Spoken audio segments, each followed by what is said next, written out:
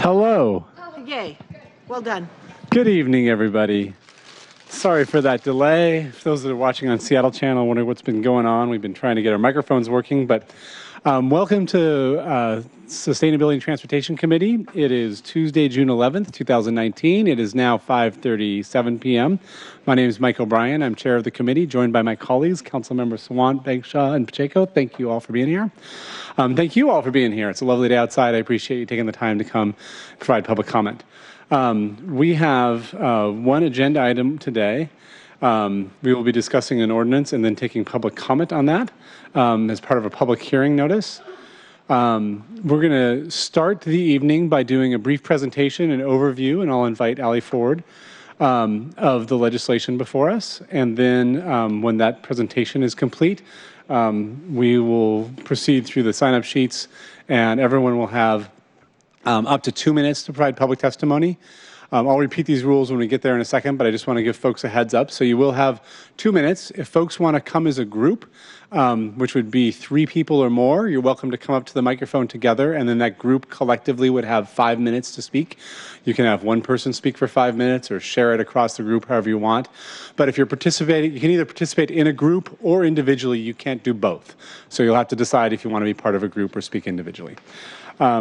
With that, I'm going to go ahead and read in agenda item 1. I'm being staffed today by a lot of great volunteers. Thank you all for being here, or not volunteers, but staff. Kelly's clerking the meeting, but her voice is out, so I'm going to read in. Agenda item number 1 is Council Bill 119544, an ordinance relating to land use and zoning, amending sections 23.44.011, 23.44.014, 23.44.017, 23.44.020, 23.44.041, 23.45.545, 23.84a.002, 23.84a.032, 23.84a.038, and 23.86.007 of the Seattle Municipal Code to remove barriers to the creation of attached and detached accessory dwelling units and add a floor area ratio requirement in certain single-family zones. With that, I'm going to turn to the presentation table, and Ali, ask you to introduce yourself, and then we'll jump into the presentation.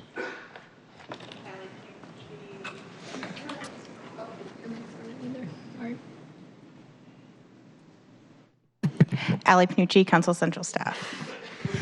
Ali, thank you for being here, and thanks for all your work on this. If you want to just jump into the presentation, that'd be great. Great. So I will start with the slide I always start with, just so we're all on the same page and what we were talking about tonight. Accessory dwelling units, often referred to as ADUs, DADUs, detached accessory dwelling units, often referred to as backyard cottage or carriage houses, attached ADUs, garden apartments, basement suites, etc. So attached are those that are part of the main house, and detached are in an accessory structure somewhere else on the lot. So tonight I'll provide a brief overview of Council Bill 119544 that was introduced yesterday that represents Council Member O'Brien's proposed legislation. As I walk through some of the slides, sections of the proposal that differ from what has been presented in previous meetings are slides that have a light green background, or some people have called that blue. It looks light green to me. I'll describe a few potential amendments that have been identified by council members to date. There will be more discussion and a potential vote on those at the next committee meeting on the 18th. Then we'll move into the public hearing. And then, as I just described, the next step would be to discuss potential amendments and potentially vote on those amendments and the legislation at the June 18th meeting. And then the earliest that the council would take final action would be July 1st. So the proposal would increase the number of accessory dwelling units allowed on a lot to 2, either 2 attached accessory dwelling units or 1 attached and 2 detached. The proposal is slightly modified from the previous iterations, that there's now a requirement that in order to add the second ADU, the structure would have to either meet a green building standard or be affordable to households making less than 80% of area median income. The maximum household size, so today, not more than 8 unrelated people can live on a lot in a single-family zone, and that's regardless of whether or not it's just a main house or a main house and an accessory dwelling unit. The proposal would allow up to 12 unrelated people on a lot if you have 2 accessory dwelling units. And just stop me if you have questions along the way. There are a few changes to minimum lot size and the maximum square footage for a detached accessory dwelling unit. Today, you cannot build a detached accessory dwelling unit on lots that are less than 4,000 square feet in lot area. The proposal would reduce that to 3,200 square feet, and it would increase the maximum size of accessory dwelling units to 1,000 square feet. Height limits for detached accessory dwelling units, there are minor modifications, adding a few feet for lots based on the width of the lot. The one change here from the previous version is that if you look at the table on the right under the proposed changes, previously we had 3 categories, less than 30 feet, then what is now the 30 to 40 feet category was 30 to 50 feet, and then greater than 50 feet. Based on some feedback from builders, and how the construction industry worked, 2 additional feet in the 40-foot lot width range will allow for more practical, livable space for detached accessory dwelling units. So that's the change there. In addition, the proposal would allow a few extra feet in height to facilitate green building strategies. So like allowing green roofs and that type of thing. The proposal would increase the maximum rear yard coverage allowed on a lot. So today, not more than 35% of the lot overall can be covered by structures. There is no change proposed to that overall standard. But in addition to that 35% maximum, there is a requirement that not more than 40% of the rear yard, so the rear about 25 feet of the lot, can have structures on it. This would allow an increase to 60% rear yard coverage if it is a 1-story structure, so it would facilitate a single-story structure for aging in place and mobility issues.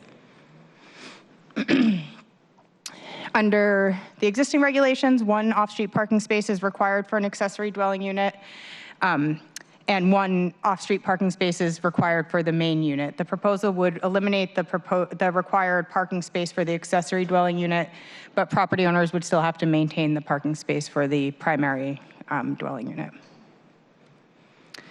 Under existing regulations, a property owner must occupy either the main house or the accessory dwelling unit for at least 6 months of the year, so it needs to be their primary residence. The proposal would remove the owner occupancy.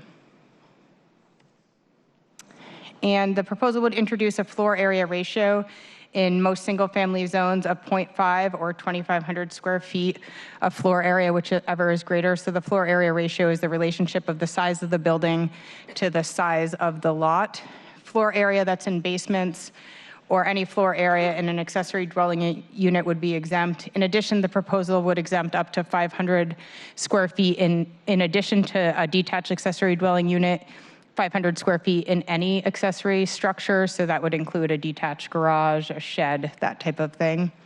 And existing homes that already exceed the limit could expand one time by up to 20% of the existing floor area. The proposal that was introduced yesterday also modifies the effective date for this specific provision. Rather than the normal 30 days effective after the mayor signs, it would have a 6-month effective date. And this addresses a concern we've heard about delays in being able to submit building permit applications for new homes to the Seattle Department of Construction and Inspections, and will allow people who already have plans developed to still continue with those proposals. In addition to those specific changes, there are a few other provisions in the proposed legislation. They would add tree requirements when constructing an ADU if the lot is already deficient in what would be required for trees on a single-family lot, and would provide flexibility for preservation of existing trees. It introduces some flexibility for conversion of existing structures into an accessory dwelling unit, provides more flexibility for where the entrance is located, provides some height exceptions for projections like dormers that add interior space, and also adds in a provision that would require annual reporting on ADU production, and would ask that the Seattle Department of Construction and Inspections and the Office of Planning and Community Development would conduct a survey of ADU owners and occupants within 3 years after implementation. So that's a quick summary of the proposal as it exists today. If there are no questions, I'll just briefly describe some of the amendments that will be developed and discussed in more detail at the next committee meeting. The first is a proposal by Councilmember O'Brien that would request that SDCI at the time of permitting provides information to the homeowner about what it means to become a landlord, and also provide training for new landlords, as this will sort of open up a new landlord, I guess industry is not the right word, but a new crop of landlords potentially. A proposal from Councilmember Herbold that would prohibit short-term rental use in ADUs constructed after the effective date of this ordinance. I'll note that this amendment would require introduction of a new bill, but there will be another notice required, so there'll be time between the committee meeting next week and when the earliest date that the full council could vote. Councilmember Herbold has another proposal that would require ownership of the property for 1 year prior to permitting a second accessory dwelling unit. This would be in addition to meeting the green building requirement, but if they were choosing to go with the affordable unit route, they would not, that 1 year ownership requirement would not apply. And this is the proposal that was contemplated in the preferred alternative to have a 1 year ownership requirement. Council President Harold is considering an amendment that would require a parking space only when adding a second accessory dwelling unit. And then number 5, I failed to put the name there, but Councilmember O'Brien is considering an amendment that would allow the increased rear yard coverage for conversion of an existing accessory structure. So as I mentioned previously, the proposal would allow more rear yard coverage for single-story ADUs. This would allow a person who has an existing structure in a rear yard to expand that existing structure rather than tearing it down and rebuilding a new structure to have a little bit more yard coverage, even if it is more than a single-story structure. And then there are a few proposed changes to the reporting requirements. One would be from Council President Harold to provide additional information about any parking impacts that may be identified after implementation, and consider any amendments that may be appropriate, including considering geographic-based parking requirements. To report on lessons learned after implementation of a pilot program that will provide loans to complete an ADU or create more habitable space for low-income homeowners. This is a pilot program that is included in the housing funding policies that are currently being considered by the council, and would provide about 5 to 10 loans over the next year to low-income homeowners who are interested in either converting a basement or an existing accessory structure to an accessory dwelling unit, may help them fund construction of a new accessory dwelling unit, or just creating more habitable space within their existing home.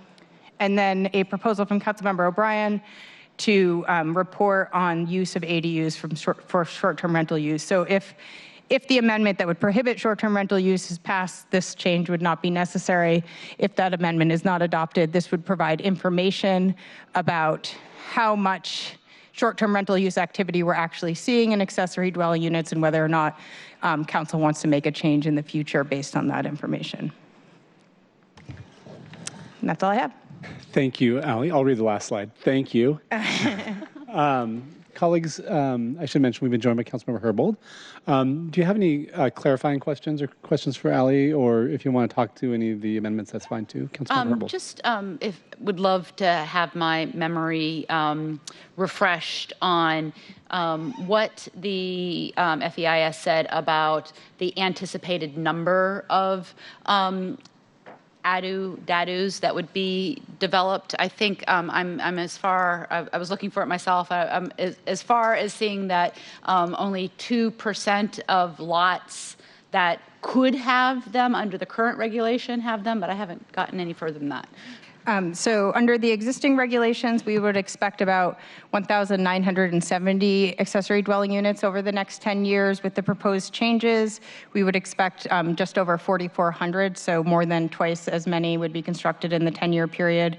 In addition to that, we would expect about 500 fewer tear downs over that same period. So 4,400 citywide. Yep. Citywide over 10 years. Over 10 years. Okay. Based on these land use code changes. There's other changes and other work happening out there in the market that may increase production as well, but based on just the land use code changes alone. Okay, super helpful, thank you. And then if I might, I just am reminded that there is one additional potential amendment that I am working on with Councilmember Pacheco, which would be looking at opportunities to either require or incentivize space for bike parking on lots to ensure that people are thinking about designing these spaces for people who use bikes as their primary mode of transportation. So that will likely be maybe an option for discussion next week as well. Colleagues, any other questions for Allie? All right, seeing none, we will excuse you. Allie, thank you so much for your ongoing work on this and your presentation tonight. And we're going to jump into the public hearing. So I will go ahead and open the public hearing. Folks signed in on, we had A and B sheets, so I will alternate between those two sheets and work my way down the list. At the moment, we have about 80 folks signed in. So, and just a reminder, folks will have up to 2 minutes. If you want to come forward as a group, there was a slot on here to indicate that, but when you come forward, if you come forward with 3 or more people, we'll make sure we put 5 minutes up on the timer and allow you to do that. And again, just reminding folks, in case you didn't hear earlier, you can participate in a group or participate as an individual, but you can't do both. So we're going to start off with Mark Coate, followed by Philip Dugan, and then Ellen Milne. Hello. My name is Mark Coate. I live in Judkins Park, District 3. I'm testifying in favor of adopting the proposed ADU legislation as written. I'm the Executive Director of Parkview Services, a nonprofit organization based in Shoreline, Washington, that develops and manages single-family properties to rent to extremely low-income people with intellectual and developmental disabilities. Parkview currently owns 15 properties in Seattle that house 61 people. I'm urging the adoption of the proposed ADU legislation, as it would, lifting the owner occupancy requirement would allow us to develop up to 20 more units on our existing properties. Great. Thank you. Thank you, Mark.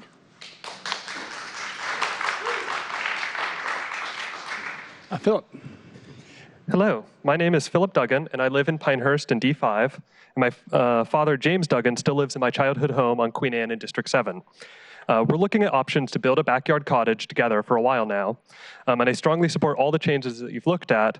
Many of them will help make this new home a reality. The project is very personal to us. In my opinion, my father should have retired years ago.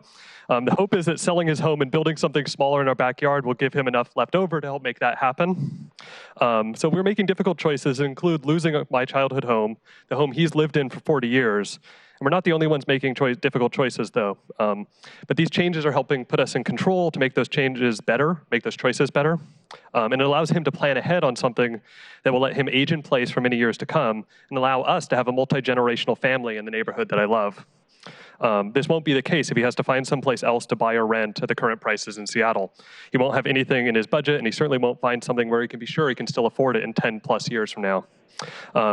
Alternatively, he could end up having to move far out of the city or county where we won't see each other nearly as often.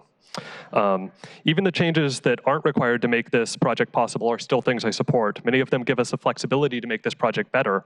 I'm particularly interested in the development standards that would, as I would love to make it a bit larger with a second bedroom, so in the future, hopefully far in the future, it'd be easier to rent out to a family. And on a side note, I know it's not in the EIS, so it's not going to be considered, but I'd urge you to look at options for multiple detached ADUs in gigantic yards like mine in the future. I'd love to host a home through the block project as well, but when I'm already doing this, I'm having to choose between helping my father and helping someone who is homeless, but I have more than space. I'd also love for you to look at opportunities for other spacing, such as front yards, because I think even if it's in front of the setback with tiny houses and really small structures, it makes them part of the community so that these houses join together. So again, hope you support all the proposed changes and remove barriers to creation of ADUs. Thank you. Thank you, Philip. Let's begin. Ellen, it looks like you have a group. For 1 second, you're going to be followed by, Sanam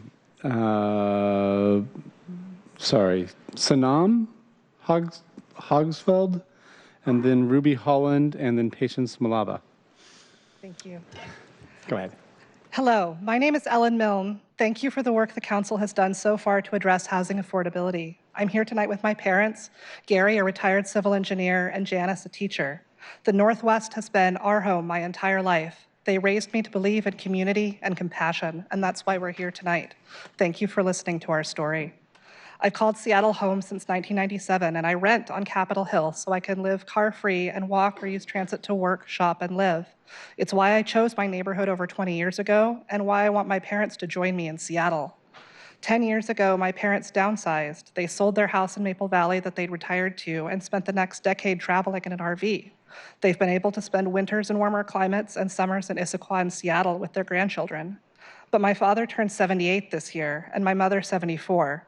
Both drive less, but use transit regularly. And in the last year, we've been having tough conversations about next steps for their future. But while my brother and I both rent in central Seattle, neither of us are in buildings appropriate for our families to live with us. They want to remain independent for as long as they can. They're in good health. They're physically active. They're not candidates for assisted living. And after living in an RV for the last decade, their space needs are modest. A backyard cottage somewhere like Queen Anne or Capitol Hill would be perfect. A walkable neighborhood near grocery stores, libraries, and a church community, with easy bus connections to their doctors on First and Cherry Hill. But under the current restrictions on ADUs, there's simply not enough cottages for people like them to rent. I want to be there to help my parents when they need me. To make that happen, we need more rental options in all our neighborhoods. Reducing the barriers to the creation of ADUs will help make that a reality. Please pass this common sense reform and help our city and my family. My parents want to be your neighbors. My name's Janice Milne. In 1970, my husband and I built our first home, a duplex in an L-shaped design on a corner lot in a single-family residential neighborhood, zoned by a progressive city to encourage housing density. Since then, we have lived in other ownership housing configurations, from a second duplex and various size houses in 4 states. Along the way, we owned and managed for 30 years a 10-unit apartment building, renting to university students. Most recently, we have traveled much of each year in a 375-square-foot RV, having touched on over 40 states in our journeys. Because of these varied experiences, we have come to appreciate urban density locations that provide affordable housing in neighborhoods that are walkable to desired and required services. When Ellen asked us to consider Seattle as our next housing location and explained the proposed added ADU zoning overlays, we included an ADU in Seattle to our list of future options. We urged passage of the ADU reforms, thereby adding additional creative solutions to the housing needs of Seattle. Thank you. Thank you. Thank you.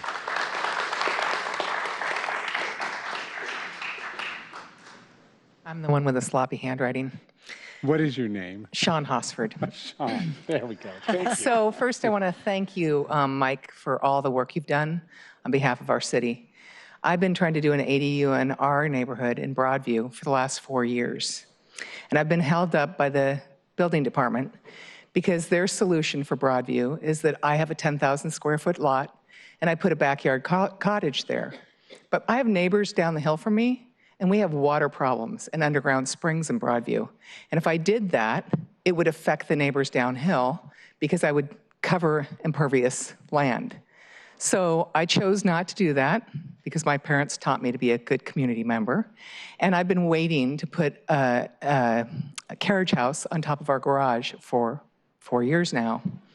So I really, really urge you to pass this. In that time of our living in this house for 29 years, we had our daughter live with us. It's a very small 1930s house, about 1,800 square feet. Right now, my mother-in-law lives with us. My mother has moved in and out of our house 3 different times. We had my brother-in-law live with us once, and we've had a friend live with us.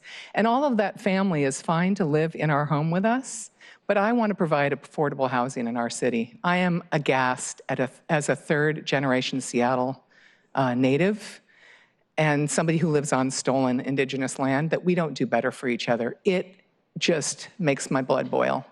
And so I really urge you to allow me to provide housing that is so needed in our city, as you can see when you drive the freeways, for people who need affordable housing. Thank you. Thank you, Sean. 1 second, patience. You're going to be followed by Michael Austin, and then Laura Lowe Bernstein, and then Kelsey Hamlin. Okay, thank you. For the record, my name is Patience Malava, and I am with the Housing Development Consortium of Seattle-King County. And I am here today, first of all, thank you for all of the work that you have done to bring us this far. To me, reducing barriers to enable production of accessory dwelling units is a low-hanging fruit tool that we should be able to pass without having to spend 3 years of process. So I hope that this is a time that we are going towards the finish line. Our members are working across the county, across the city here, providing housing even in single-family homes. You heard from Mark Cody, one of our members with Parkview Services.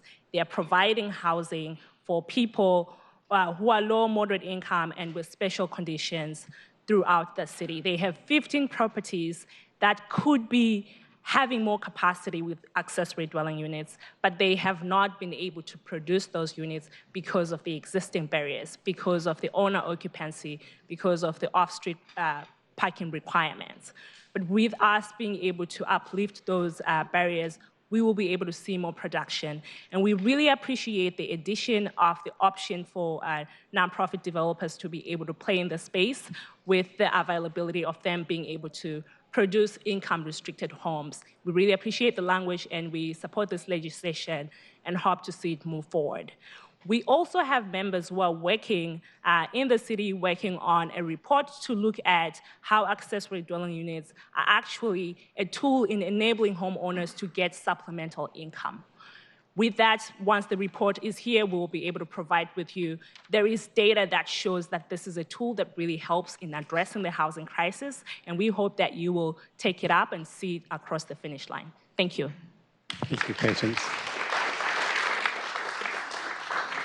And Ruby, I apologize, I skipped over you. So Ruby's next, and then you'll be followed by Michael Austin. And just for folks who are tracking the numbers they signed in, Ruby's 3A. My name is Ruby Holland. Ethnic cleansing is the planned removal of ethnic or racial groups by force or coercion from a given territory by a more powerful ethnic group, often with the intent of making everyone the same race. Ethnic cleansing of non-whites is common practice in Seattle. The Chinese expulsion of 1886, the Japanese internment of 1942, and the MHA of 2019. This time we won't go off quietly into the night. We'll take to social media and alert the world that racist Jenny Durkin and her powerful cartel is carrying out a campaign of ethnic cleansing against non-whites in order to create an all-white Seattle.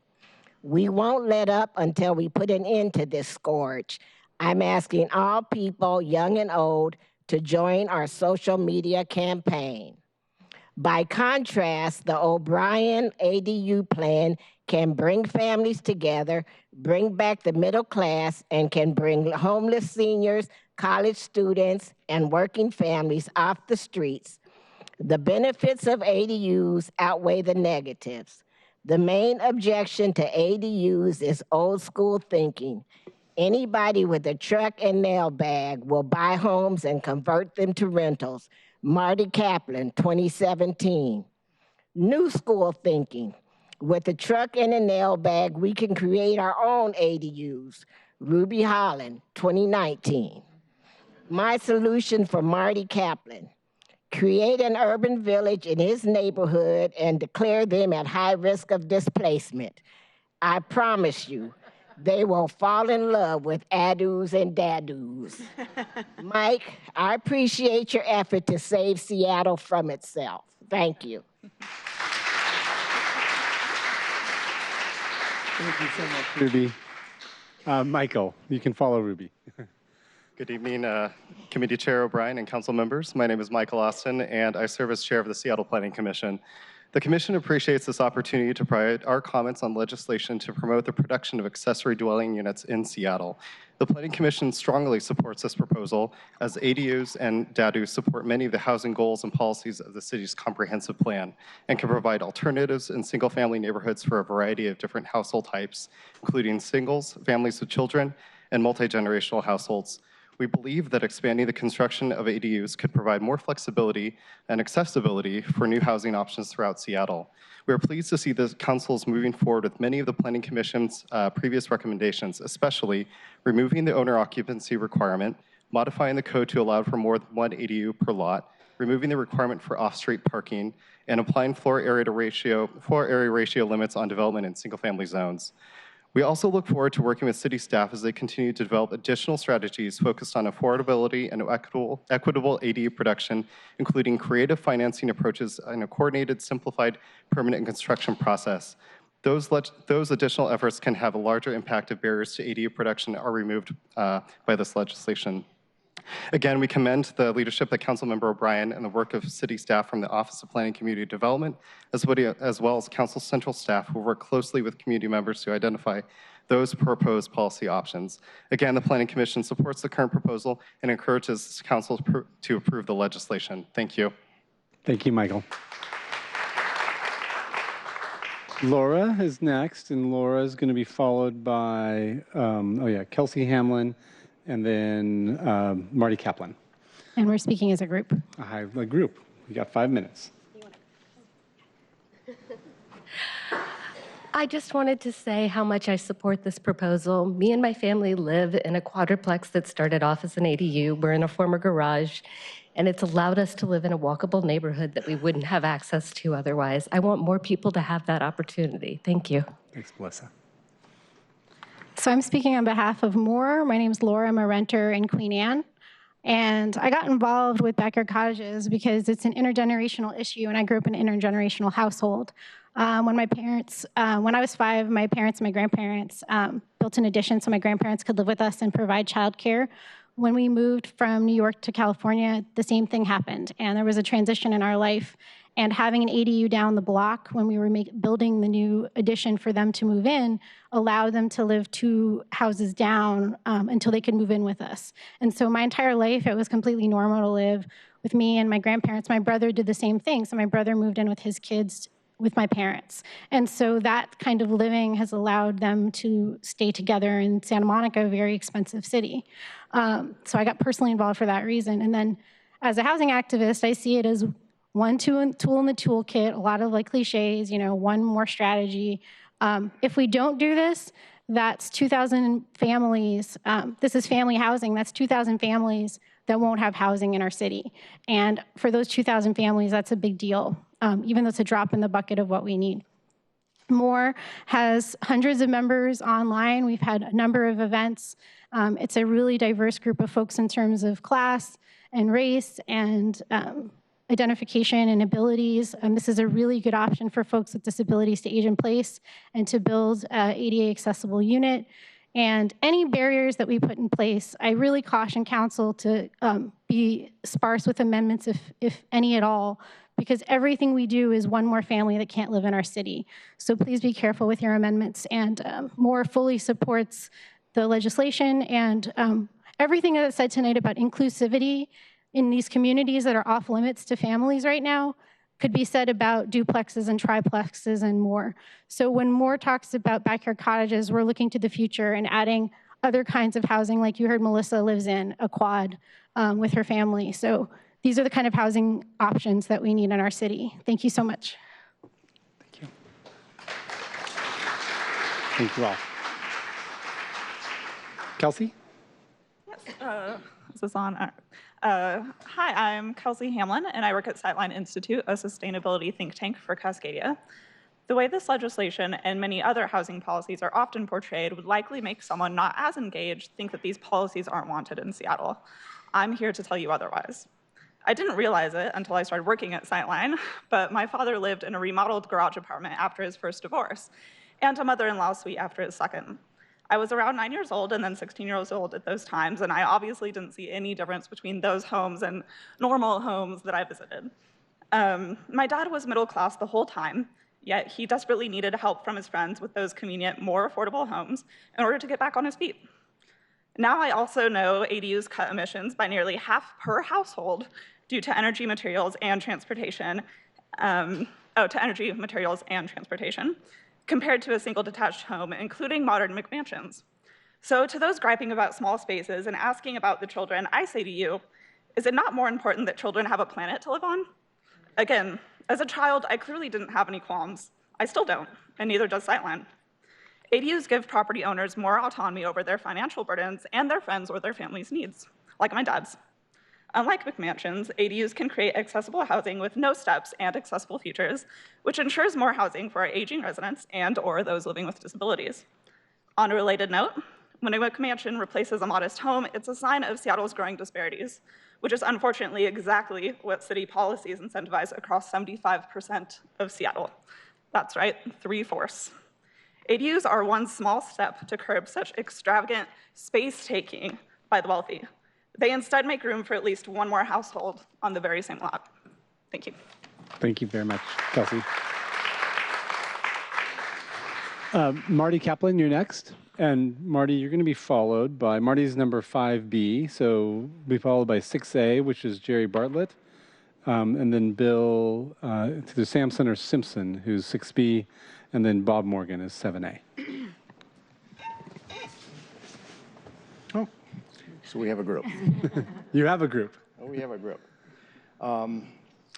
Good evening. I'm Martin Henry Kaplan, architect and chair of our Queen Anne Community Council Land Use Review Committee. Thanks for the honor of representing our community and thousands of concerned citywide neighborhood leaders and Seattleites. Tonight, I urge you to be particularly considerate before acting, reducing, and impacting the property rights of over 350,000 citizens who reside in our single-family neighborhoods. In our appeal of the adequacy of the ADU EIS, the hearing examiner purposefully avoided weighing in on the legislation, directing that decision to you instead.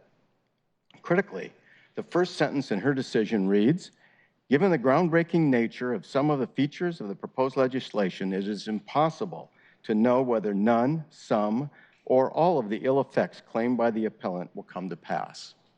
This sentence is extraordinary, as she admits to significant uncertainty regarding potential unstudied and unmitigated impacts from this legislation. To be clear, we share similar goals in finding responsible solutions to smartly accommodating our growth. As you know, I am a longtime density advocate. I helped craft the current legislation allowing ADUs citywide while serving as a Seattle Planning Commissioner between 2004 and 2012. We found through a 3-year trial period that the input from other cities that informed our research and legislation met the measure of smartly adding density in a manner that respected every Seattleite, and we invited neighborhoods to our table. The proposal before you today dismantles these regulations that guided our research and founded the current code. No city in the USA has proposed the unprecedented changes that are now before you. Instead of neighborhood input and partnership, you chose to rely upon planning advocates and computer modeling to measure potential impacts to every neighborhood and citizen.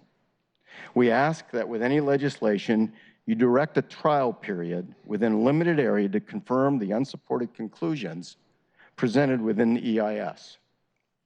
And the EIS concluded there would be little, if any, impact. Impacts associated with removing the owner occupancy requirement, Number one issues that concern citizens in neighborhoods relate to the obvious, unrestrained, speculative destruction of affordable homes, unprecedented population displacement, and increase in housing values and taxes. Nationwide impact studies, expert opinions coupled with common sense underlines this significant and proven concern.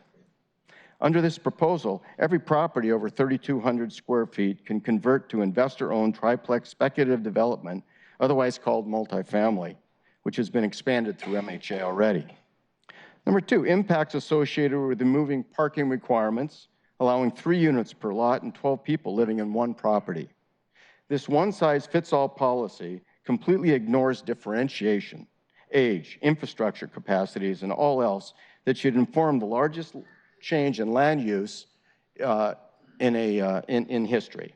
Increases in densities, cars, utilities, and people should respect obvious differences in concurrent infrastructure and be allowed and located where best accommodated. One size does not fit all. And number three, impacts from associated with restricting the size of homes to a 0.5 FAR. This proposal ignores the taking of private property rights and in fact strongly encourages mega buildings that the legislation purports to prevent. Among many problems under this proposal, for instance, a developer can take a 5,000 square foot piece of property, build a maximum 2,500 square foot house, and 2 attached 1,000 square foot ADUs, and a 1,750 square foot basement, yielding a 6,250 square foot box on a 5,000 foot lot. Is that what we want? I don't think that's what you want, but that's what you can do under this proposal. Additionally, this limitation will force families out of Seattle and only promote maximizing non-affordable market rate condos. There are many more issues of concern that we will address in our accompanying letter. We ask that you thoughtfully consider the important amendments that I'll give to you in a second. Please note, our appeals were focused upon process and lack of community input only. We wholeheartedly support many options available to revise the current codes and reduce some barriers to building ADUs. However, neighborhoods have been shut out of the important work in crafting respectful, equitable, representative, and economically viable policies. Let's not be reckless. Let's do it right. We got one chance. Let's do this together as 350,000 neighborhood residents deserve. Thanks a lot. Thanks, Barney. Yeah. Kelly can grab them. There's a box for comments. And I apologize, folks, you were given cards when you signed in for your slot. And when you're done, if you want to drop the cards in the comment slot too, we'll make sure we get those back and we reuse those.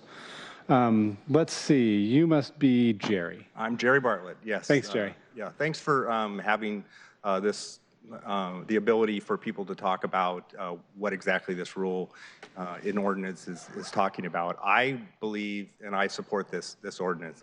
But I do from a different perspective because I think it's going in the right direction. But what I'm concerned about is I'm concerned about solar infringement, and I don't see a lot of issues really focused on the fact that currently I live in a house and there was a mega house built next door. My sun sets at 4 o'clock in the afternoon, not 9 o'clock. The plants on my property, the trees on my property are suffering because they don't have direct sunlight. And I was originally upset about that from a personal perspective, that my plants were suffering because there would be less CO2, uptake, which would reduce, climate change related issues. But then I look at the mega house, and the mega house is really more like a parking lot. It has a black roof that absorbs heat and does nothing for energy. If I had solar panels, I wouldn't be able to actually even use the sunlight. There's a lot of exemptions to the housing rules, like overhangs and sidewalks and driveways and ADU parking, that basically makes these houses in these areas not plant uptake possible. The trees that are being planted that are replacing 100-foot firs are 10-foot dogwoods that go into a concrete basin and you can't plant something that has a bigger root structure. And so I just want to really focus on the fact that whether it's this new ordinance or the existing ordinance, that we focus on the value of carbon and carbon sequestering by the plants that are currently in our community. Thank you. Thank you, Jerry. Bill Simpson? Hi, my name's Bill Sampson. Thanks, though. Thanks for giving the opportunity to speak. I live in District 4. I'm in a single-family home, but I live in what you would call a basement apartment. It's on the ground level near the top of a hill, so it's technically a basement apartment, but it's kind of ground level. And my neighbors have a mother-in-law apartment in the back of the house, their house. And so I volunteer a lot with the Sierra Club, which is how I've gotten involved in this housing issue. I volunteered a lot on issues like housing and transportation and energy, and all three of these issues really connect to each other. The Sierra Club, we support more dense housing options because that cuts down on emissions from transportation, which are the biggest cause of emissions in Seattle. And if people live in more dense areas, that promotes more walking, more biking, more public transportation. And so this promotes more safe, healthy, and sustainable communities. And so I think I support this legislation, especially as a follow-up to the MHA policy that was recently passed. Most of Seattle is still single-family zoning, and so I think doing ADUs and DADUs and backyard cottages are a good way to add more affordable housing and options in single-family areas. Okay, thank you. Thanks, Bill. Bob Morgan's next. Bob, you're going to be followed by Sarah Swanberg, and then Shelley Cohen, and then Karen DeLucas. Thank you. Good evening, council members. I'm Bob Morgan. I do not support the proposal, except for the anti-McMansion FAR limitation that it contains. I think you've packed too much together to swallow at once. But I suggest 3 amendments if you do go ahead with this legislation. One would be to change the name of the zone. It's really a triple family zone, and the title single family just isn't accurate anymore. 2, I'd like you to require a rezone process in sub-areas to apply the new provisions. There was a great Seattle City Council member named Sam Smith, and he had a phrase he used. It was called the meat axe approach. That applied to proposals like across-the-board percentage budget cuts because they don't consider how they affect different circumstances differently. This is meat axe zoning. There's no regard for area characteristics such as topography, lack of open space, parking congestion, typical lot sizes with the exception of the FAR limit. And I think you should require a sub-area rezone in order to put this kind of a significant change on the city. 3, maintain the owner occupancy requirement. The proposal for a 1-year absentee ownership requirement, I think that's going to be a piece of cake to work around. For any self-respecting LLC with venture capital backing, that's not going to be a problem. The conclusion that the proposal will reduce teardowns is based on an unfair comparison. To be fair, you need an option with the McMansion killing FAR limit added to our current single-family zone and then see who has more teardowns. I think you'll get a different result. Are the opponents of this proposed to or are unconcerned about affordability? There's not much chance that this housing is going to be affordable. 1,000-square-foot backyard cottage rents for about $2,500 a month. McMansions, yes, you compare to that, but that's a red herring because that can be addressed other ways. You're just going to make some rich developers even richer with this.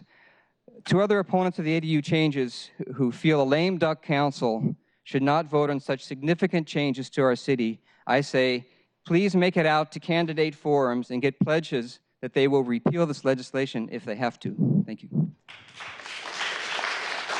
Bob? We are going to Shelley. Oh, Sarah? Yes, you're right. Sarah, you're first, and then Shelley. Thank you. Hi, I'm Sarah Swanberg. I have been on community associations for 13 years in Northeast Seattle, and I've been on 2 standing advisory committees.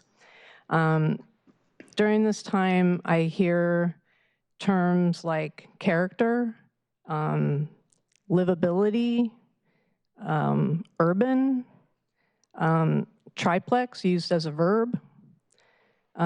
These are all terms that I've come to believe over the years are used as kind of a call of arms of white people to maintain the A-rated neighborhoods that exist in the city, so that the A-rated neighborhoods remain good, meaning white, and that our schools remain good, meaning white.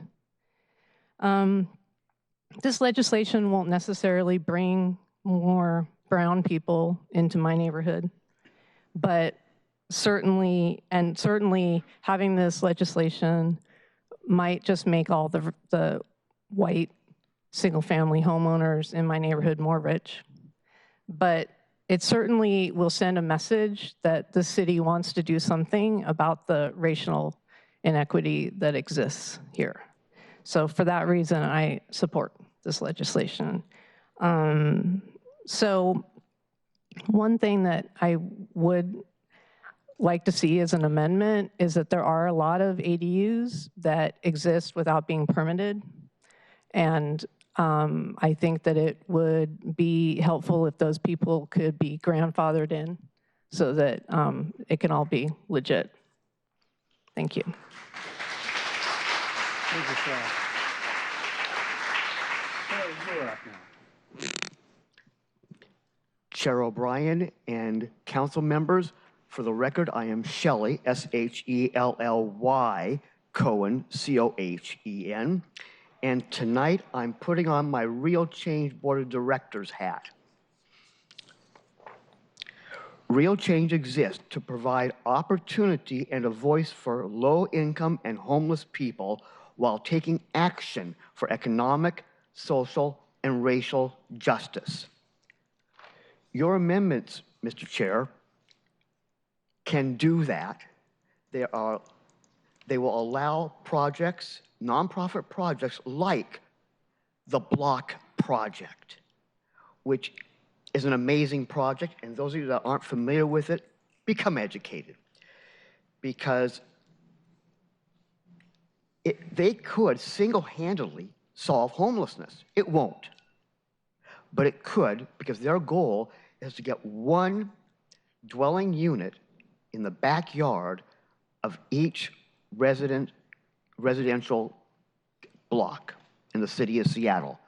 I think there's like twice as many residential blocks as there are needed for homes. And you're reducing the minimum size and allowing 2 ADUs on one block would do it. But I'd encourage you, and there are also other nonprofits that are doing similar things, a little bit different, but still can assist. The importance, though, is look at other ideas that can further allow ADUs in blocks, in communities. The Block Project is community, and that's what we are all here for, is a real community to make real change. Thank you. Thank you, Shelley.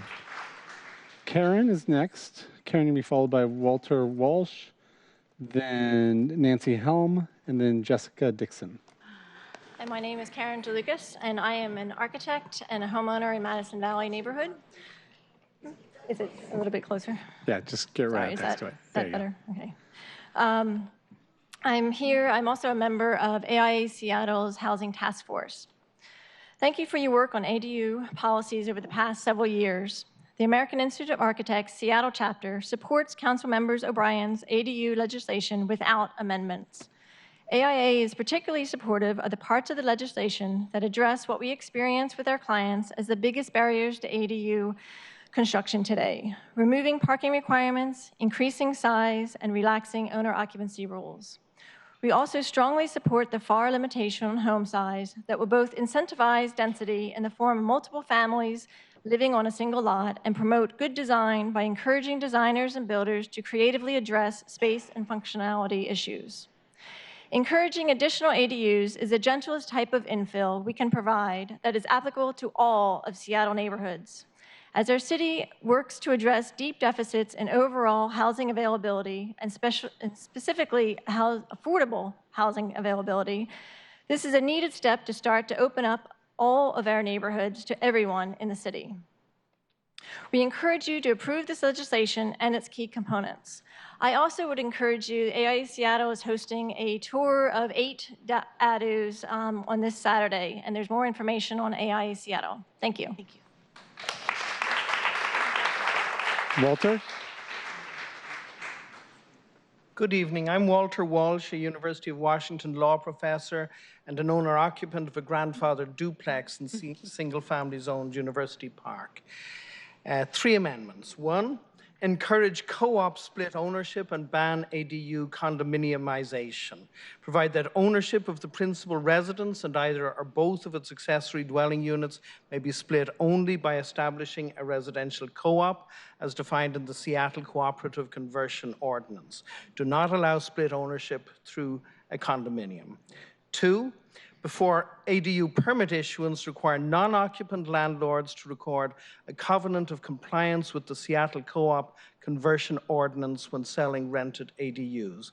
Before sale to the public of any rented ADUs as co-op units, non-occupant investor landlords must comply with all their code obligations as developers, including offering tenant protections. Expand the Seattle Co-op Conversion Ordinance to include rented single-family dwellings as well as rented ADUs in single-family dwellings. And 3, do not allow single-structure double AADU triplexes under the same roof in single-family zones, because that fundamental change will jeopardize the entire ADU ordinance. Restore Councillor O'Brien's 2016 Alternative 2.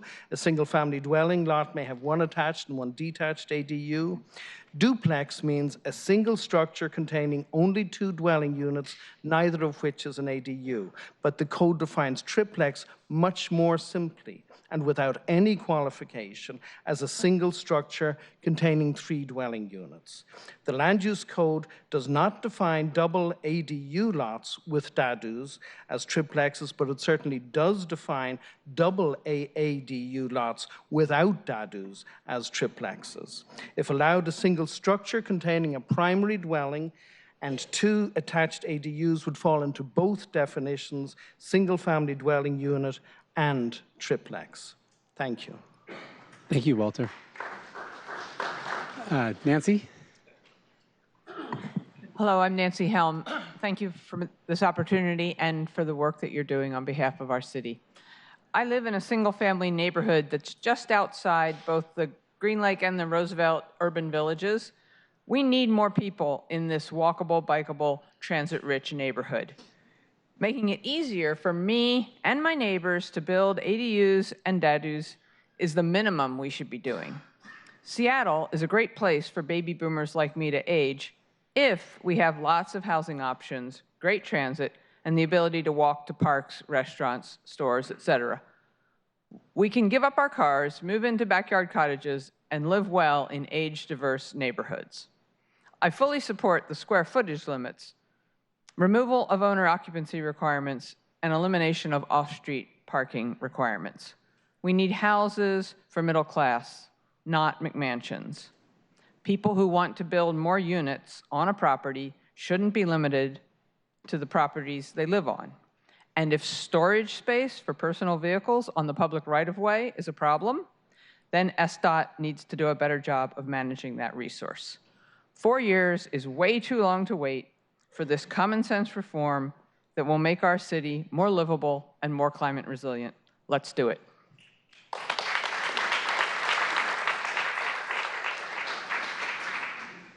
Next, we're going to hear from Jessica. Jessica, you're going to be followed by, let's see, Richard Schwartz.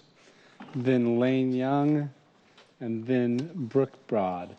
And Jessica, just for folks that are tracking cards, she is 10A. Throw mine in with hers. Okay. 37. Yay. Okay.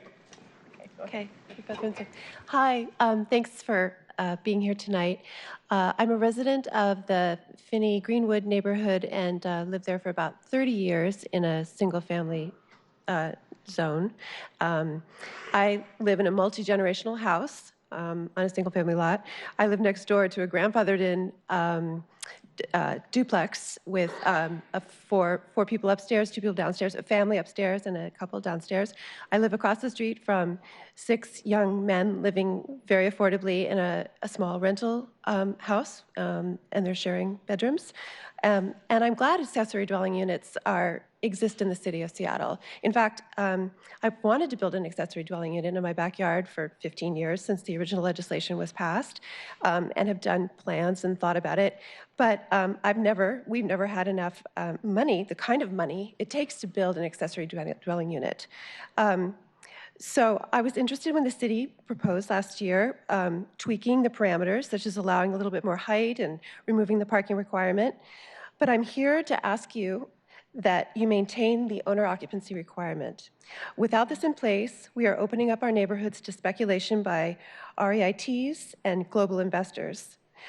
I'm worried about the impact that this will have on our neighborhoods, including the loss of trees and permeable ground, which not only affects the livability of our neighborhoods, but ultimately the health of Puget Sound. And that's not sustainable. Thank you. We have a little more time. We have 5. Yeah, I'm Sorry, also... you only get 5 if you're a group of 3 or more. So if you want to keep your 2 minutes, I'd come back then. Otherwise, I'll come back. okay. Richard Schwartz. Hey, Richard. Good evening. It seems like we have a bit of an echo chamber going here today, so I'll take the opportunity to offer a somewhat different angle, but an important one. At 4 late last Friday afternoon, I received an email notice about this public hearing relating to an extremely significant piece of proposed legislation. Just 2 business days notice for something so important didn't seem very appropriate. I quickly read through the proposal and realized I had a question on one aspect of it. The notice said if I had any questions, I should call staffer Alicia at Councilmember O'Brien's office. So at 4:10, I did so. Leslie Daniels answered the phone. I told her what my question was. She said I would need to speak to Alicia, but that she was gone for the day. I then asked what the time frame was for moving the proposal forward and for future public comment. She said I would need to speak to staffer Kelly, but she too was gone for the day. Since there was so little time between the notice coming out late Friday and the public hearing, I asked Leslie what I should do to get my question answered before the hearing. She said she could have Alicia call me Monday morning. I asked if there was something she could do to be sure Alicia got the message. She said she would put it directly on her keyboard so she would be sure to see it. Monday came and went, no call. Today came and went, no call. So to summarize, very short notice is given for a very important hearing. The people who are cited as the ones to answer questions are not available. The promise for them to get back to me before the meeting is not fulfilled. So why did I decide to forsake a beautiful sunny afternoon to come down to speak about this today? It's because an election is coming up. If you're an avid citizen and can't call the city and say, hi, I'm so-and-so from Amazon, or hi, I'm so-and-so from the Cascade Bike Club, or hi, I'm so-and-so from Vulcan, you should probably expect to have the same experience I just described. If you think you deserve more respect than this from your city council members and other city officials, you better start quizzing the candidates in a very specific manner about how they plan to be more responsive to the little guy. This situation is just another small example in a consistent pattern on the part of the city, demonstrating a casual disrespect for people it is supposed to serve. Is it any wonder that many citizens reach the conclusion that the city's purported interest in public involvement is simply window dressing, and as a result, drop out and give up on the process? Finally, I just wanted to add that I'd like to exclude you, Ms. Herbold, from some of my comments. Both myself and the members of my community have found that you and your office are willing to respond to concerns that are raised, and that is appreciated. Thanks, Richard. Next, we have Lane Young. I'm Lainey Young. I would like to express my support for ADUs overall and most of the provisions proposed. I particularly appreciate the attempt to use the FAR limitation as a bulwark against raising smaller homes to create disproportionately large structures. That said, I concur with Marty Kaplan that the deal seems to need a little work that I didn't understand previously. I am here, however, to strongly oppose the removing of the owner occupancy requirement for all of the reasons articulated so far, and some which will be coming, I'm sure. I fear creating an environment where properties can be passed on to heirs as a perpetual income stream, regardless of whether they live across the street, across town, or across the country, removing them from the local market for generations and removing the pride of ownership incentive to maintain these properties. I would strongly, strongly encourage you to reconsider that one provision. Thank you. Thanks, Lainey. Brooke? Brooke, you're going to be followed by Greg Hill, then Delia Floor, and then Jessica Westgren. Hello, yes. My name is Brooke, and I'm here to speak in favor of increasing our ability to build mother-in-laws, granny flats, backyard cottages, all of that. The ability to rent an affordable ADU has been critical to my family's ability to live here in Seattle and make a life for ourselves while working as artists, as teachers, in nonprofits, and more. Back in 2008, I moved back home to Seattle to work on the Obama campaign. I wasn't making a lot of money and needed to find a place quickly so I could get to work. Luckily, a family member had a small basement apartment that I could rent cheaply. I knew I could count on this affordable option because years earlier, my sister lived in this very same unit after she got out of college when she was just starting out and working a minimum wage job. Now, I'm fortunate enough to own this home, and once again, this little basement apartment has been available to help out yet another family member. Last fall, the house that my late mother and stepfather had rented for over 30 years was scheduled to be redeveloped. My stepfather is on a wait list for senior apartment, but it could take years for a place to become available. So once again, it is that little ADU to the rescue. My father is able to stay in the neighborhood he has lived in for decades, and I get to keep a family member close by. This is just one example of how ADUs provide affordable housing, support intergenerational living, and help make our neighborhoods welcoming to all kinds of people. ADUs are not a new idea. They've been contributing to neighborhood character for decades. Let's build on what we know works by making it possible for more people to have access by passing the most flexible, least restrictive legislation possible. Thank you. Thanks, Brooke. Greg? Thank you. For most families, buying a house is our greatest investment. The existing DADU ordinance was carefully crafted by the opinions of many people to provide more housing while respecting neighbors and families. It recognizes that context and scale matters. Trees matter. Gardens matter. The proposal recognizes that the majority of families do not want to be contractors and they don't want to be landlords. So the solution is get rid of them. How will having Seattle homes owned by investment portfolios from people who don't live in this state or even in this country, who've never been here and don't plan to visit, how will that make our neighborhood stronger? And how will it create affordable housing? It's not going to. For the past years, we've heard that if you build a DADU, you can pay off your current mortgage. Where's the performer for that? It's baloney. This proposal favors the wealthy, not families, not the poor. Thank you. That's great. Delia?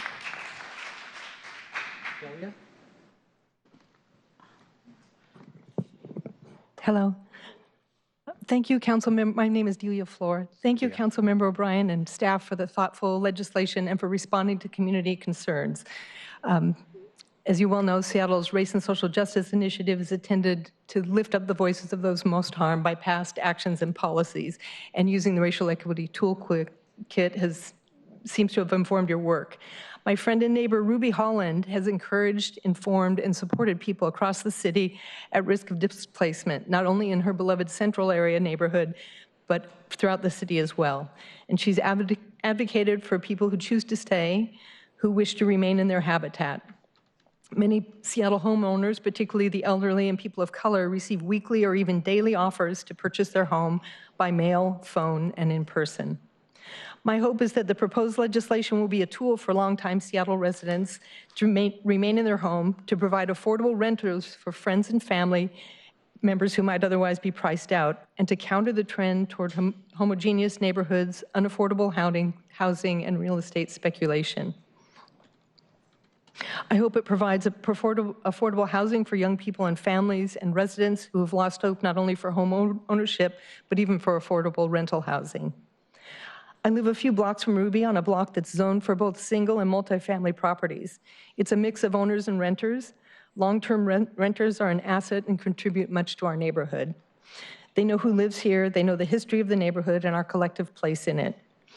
They garden and block watch and take care of one another in their homes, whether they're apartments or houses, just as property owners do. I don't want our fair city to become only a playground for the wealthy. My life is fuller and richer with friends and neighbors that come from a wild cultural and economic demographic. I especially appreciate the new provision concerning floor area ratios, limiting the size of structures in single-family zones. We raised our sons in a small multifamily property on the same block for 25 years. It's 1,200 square feet. It was enough for us, and it's even enough now when they've temporarily moved home as adults. Thank you. Thank you. Jessica, you'll be next. Then you're followed by Peter, Rees, and then Jonathan Zegers. Good evening, Council and staff. My name is Jessica Weskren, and I'm here to speak as a member of Welcoming Wallingford on behalf of ADU Reform. I'm going to tell you a story tonight about my friend. Due to her housing situation, she needs to remain anonymous. I will call her Victoria. Victoria bought her 1939 Craftsman house for the purpose of running transitional housing in her community. She houses the housing unstable, people who have suddenly lost their leases, people saving up funds for security deposits, people leaving live-in relationships, and people escaping unhealthy or violent housing situations such as domestic violence. They stay at Victoria's home rent-free for up to 3 months, giving them some time and space to get stabilized. If you were to walk past Victoria's house, you'd never know you were looking at an independently owned and operated transitional housing. 2 transitional rooms are upstairs and 2 are in the basement. Each transitional bedroom is fully furnished. There's a community pantry, and the rooms are fitted with a mini fridge, which helps those who may also be food insecure. In addition, there's a small backyard cottage that's also used for temporary stays. Since its beginning just 6 years ago, she's been able to assist 47 people experiencing housing insecurity. She's assisted 17 individuals in 2018 alone. Victoria wants to provide more transitional housing, but she doesn't have the space to provide a parking space. Her lot is big enough, with enough open area, and even has plumbing that runs mostly to the backyard. But like many Seattle homes, it's built close to the sidewalk, atop a hill. Victoria is also planning for her future as well. She wants to build a handicap-accessible unit. She suffers from chronic health issues and knows that as she ages, she won't be able to navigate her stairs. To help Victoria, we need to remove the parking requirement, allow multiple structures, and change the number of unrelated people allowed to live in the space. In the end, what we're looking at are impactful yet modest changes to the current policies regarding backyard cottages and basement apartments. With these few changes, people like Victoria can continue and expand upon the community assistance they already provide. Thank you. Thanks, Jessica. Peter?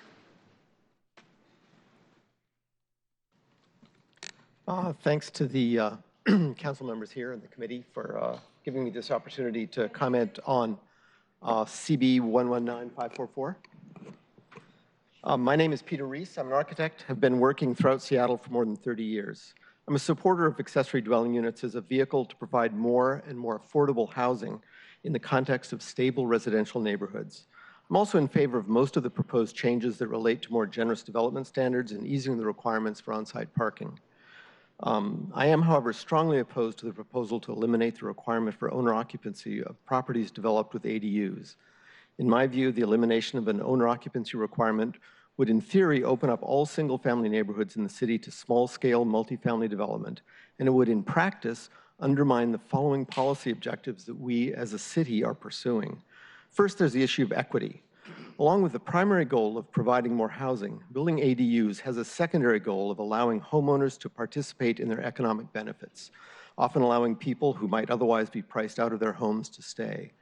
When the owner occupancy requirement goes away, the single-family housing market is opened up for those entities with access to capital to further concentrate the ownership of communities in the hands of the few. Second, there's the goal of building strong neighborhoods. Neighborhood strength grows over time. Older residents give way to young families, newcomers bring fresh ideas, and longtime residents are free to age in place. When a home becomes a 3-unit rental property with an absentee landlord, opportunities for new homeowners to move in disappear. Safe neighborhoods rely on strong relationships between neighbors, and homeownership is a strong contributor to those relationships. And finally, there's the question of affordability.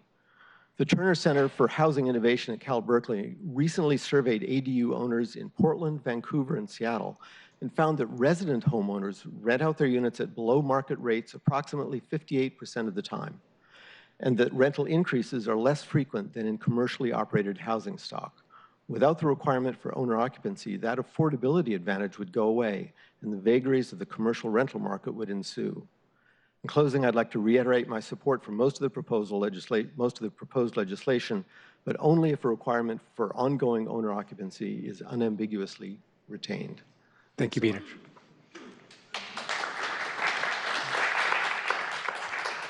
Jonathan? Jonathan, you're going to be followed by Pat Griffith and then Louisa Miller. And for those tracking, Jonathan, you're 14A. Thank you. Hi, my name is Jonathan. I'm a proponent of ADUs. I'm planning on building one in my own home. Thank you for working towards these goals. ADUs are a great thing from many perspectives, economic, environmental, and they help to create a diverse housing stock. A diverse housing stock is important in helping to solve some of the problems we're currently facing. I'm an architect. I work on both multifamily and residential projects. I've lived here in Seattle for over 10 years. My concerns with this bill are the FAR restrictions being posed as part of it. This would effectively cut the development potential of single-family zones up to half. That's a drastic change that could have effects on property values and may create a potential inequity. Larger homes will still be able to be built. You'll just need to be more privileged to own a larger lot or multiple lots to do so. In this way, an FAR restriction would have more of an impact on owners of smaller, typical lots. We're a growing city, and we need to be building creative projects that encourage a diversity of home type for a diversity of lifestyles. Many of the single-family houses here in Seattle are over 100 years old and in need of maintenance and sustainability update. The way I see it, there are answers to addressing Seattle's need for home type diversity, but requiring smaller homes won't make that better. It will just make them smaller and less functional for homeowners.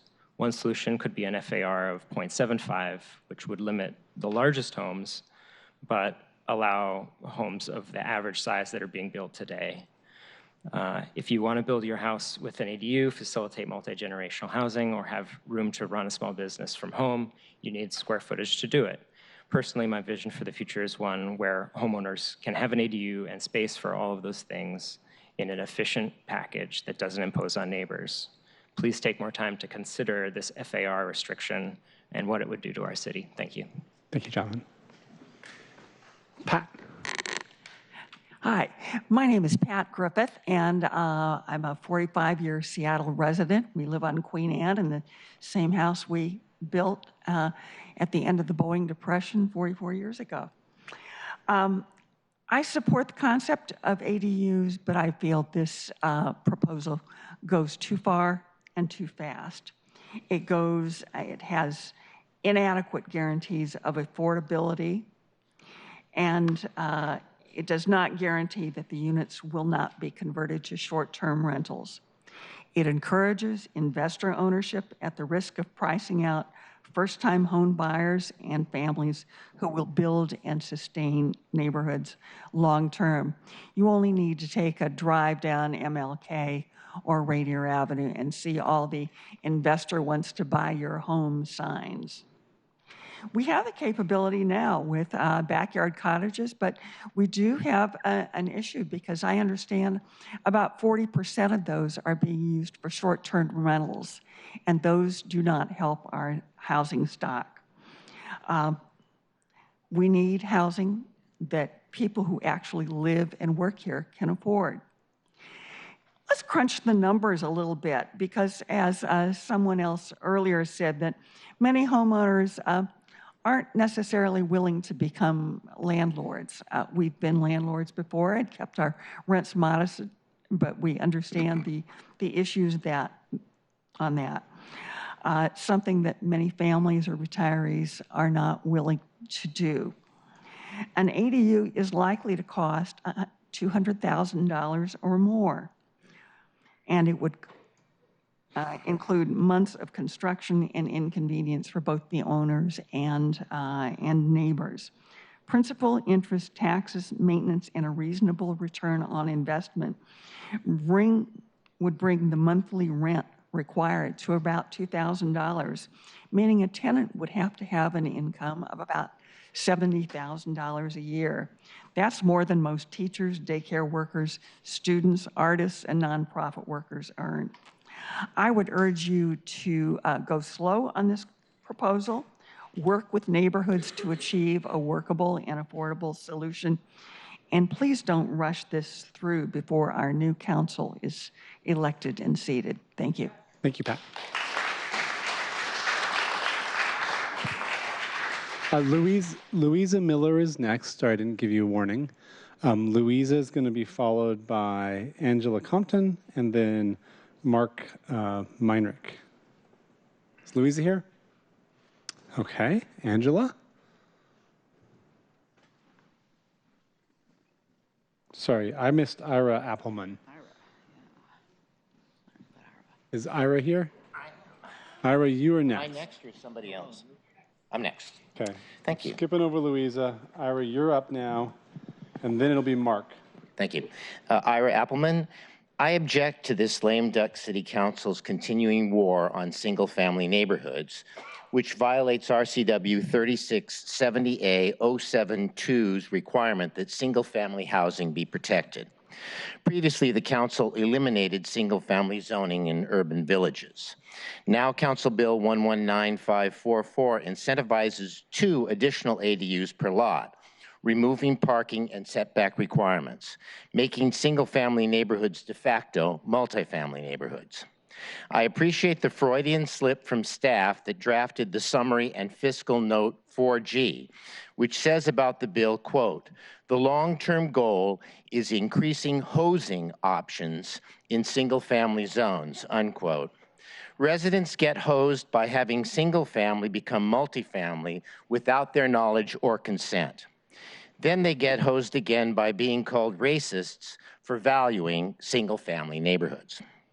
In 2015, Mary Murray tried but failed because of public outcry to eliminate single-family neighborhoods and promised the city wouldn't go there again. I offered the following exhibits to support my view. The draft Haller report and letter from co-chairs leaked to the Seattle Times that claims, quote, single-family zoning is no longer realistic or sustainable, unquote. And, quote, Haller recommends that we abandon the term single-family zone, unquote. And the July 29, 2015 Murray statement that he will not recommend pursuing the Haller recommendations to change single-family zones. And finally, the article on what happened at that time, Seattle upzoning proposal collapses like the Mariners. This city council should not break the mayor's promise that single-family zones would not be changed as recommended by the Haller Committee. And I always wonder why, if you think this really has public support, rather than the support of a few public interests, of special interests, why not have an advisory vote to see what people in single-family neighborhoods actually think? Thank you. Thanks, Ira.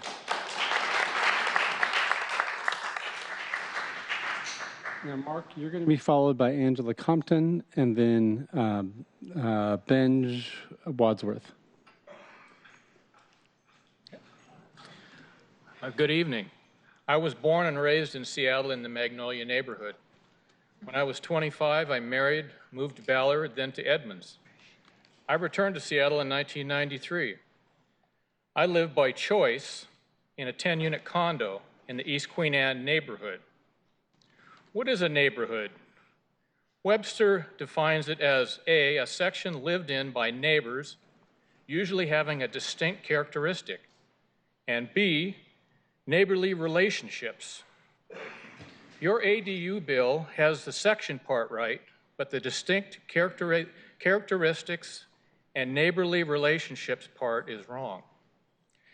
If you push this bill, the unique character of each neighborhood will be destroyed.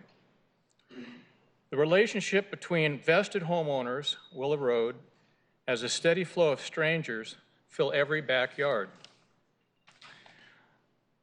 I choose to live in a multifamily zone neighborhood.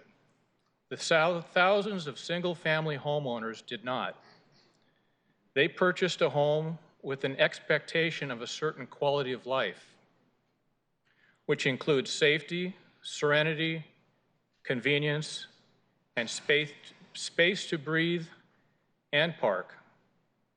These values that they chose will be stripped away, death by 1,000 cuts, if you pass this ADU bill. I also find the methodology using cherry-picked computer models to justify broad and sweeping changes in neighborhood zoning troubling. A rush solution to a complex problem usually does not end well. I think this is the case with your ADU bill.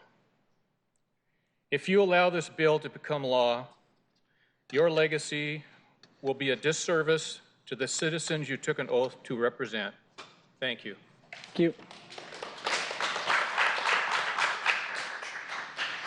I don't see Angela, so I'm going to pass over Angela too, and we'll go to, I guess, Benj Wadsworth, followed by Glenn Pittenger, and then Brian Rulifson. Brian is 18A for those tracking where we are. Hello, my name is Benj Wadsworth. I've lived in Seattle for 27 years and been a homeowner for 20 of those, largely because I've been able to add ADUs to the 2 houses that I've lived in. I've been fortunate, and today my brother and I own a rental house in Maple Leaf. The house was originally purchased by my brother, who lived in it for 5 years before his career took him to Colorado. During that time, he converted the detached garage into a backyard cottage and rented it out to help pay his mortgage. When he moved away, I purchased half of the house from him because he didn't want to be an absentee landlord, and we thought it would be wise to hold on to it as a rental. We're good landlords with happy tenants, and to be frank, the house looks a lot better than several of the owner-occupied houses on the street. However, given that the house is not owner-occupied, we can't currently rent out the cottage, and it sits mostly empty. The existing house is only 11,000 square feet, and the lot is close to 8,900 with a back alley. The existing cottage is about 450 square feet. We're eager to improve and expand the cottage so that it can be rented to a couple, and we're confident that we can do that with very little impact on the neighbors. There's plenty of space on the lot for parking, no trees would need to be removed, and access off the alley will make the comings and goings of tenants quite discreet. However, the current owner occupancy requirement is preventing us from using this space as a rental. Given Seattle's housing crisis and the need for more affordable housing in the desired single-family neighborhoods, it's tragic that we have a vacant home on our property. I encourage you to pass the legislation as written, get rid of this owner occupancy requirement, and let's provide more opportunity in the single-family neighborhoods. Thanks. Okay.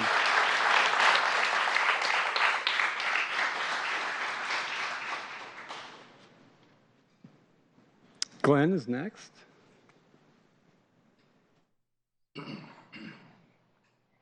Hello, thank you, Council. My name is Glenn Pittenger. I've lived in Seattle since 1967, over 50 years. I've moved here with my then single mother.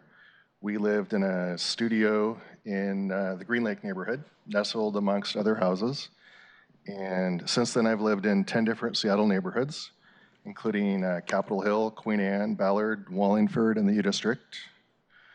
I bought my own single-family house in 1993 in Maple Leaf.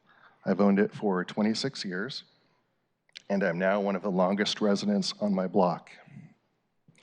I know most of my neighbors, and most of them know me, both owners and renters. I fully support the city's preferred alternative, and most of the people I know, which includes my neighbors, also support it.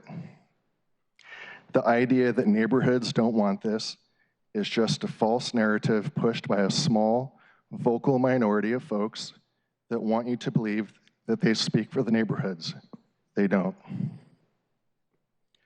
For someone like me that hopes to keep my house into retirement, this is a useful tool to help us age in place by downsizing in place. And I think it's important to recognize that Seattle's history of zoning was built on two pillars. One pillar was classism. The other pillar was the automobile industrial complex. I'd prefer that my elected leaders find other pillars on which to shape our zoning policy in the city I've called home since 1967. Please vote yes. Thanks, Glenn.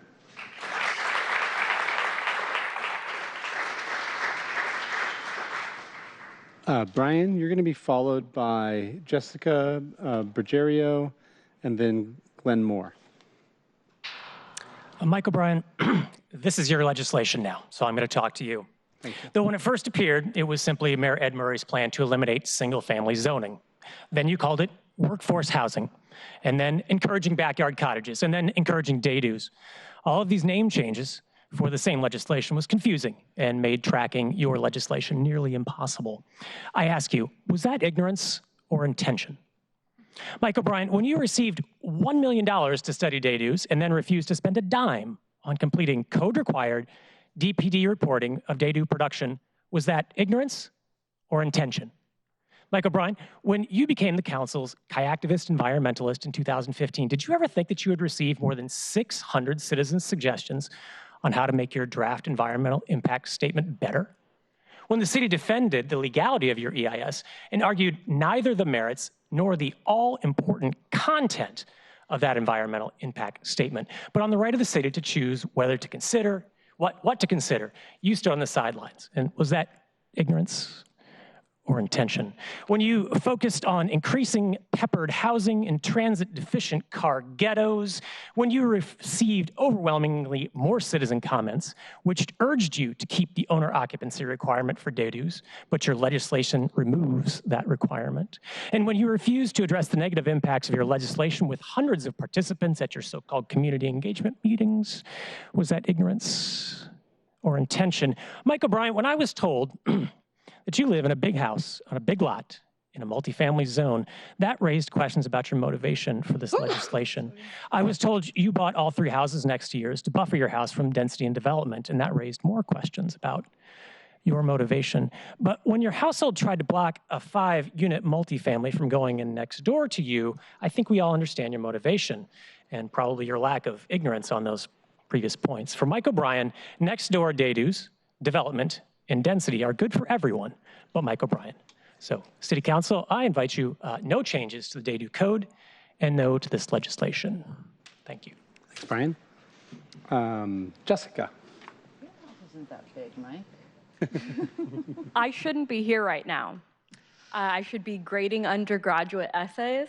I should be analyzing data, writing up results, preparing for my next experiment, or otherwise working toward my doctoral degree in cognitive psychology.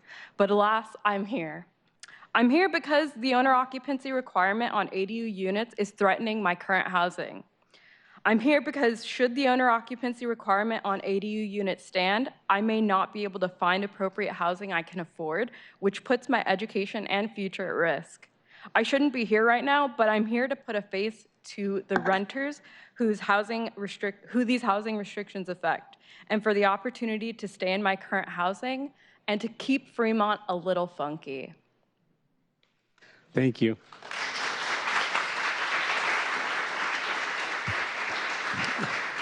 Glenn Moore. Glenn, you're 19A. You're going to be followed by developer. Okay.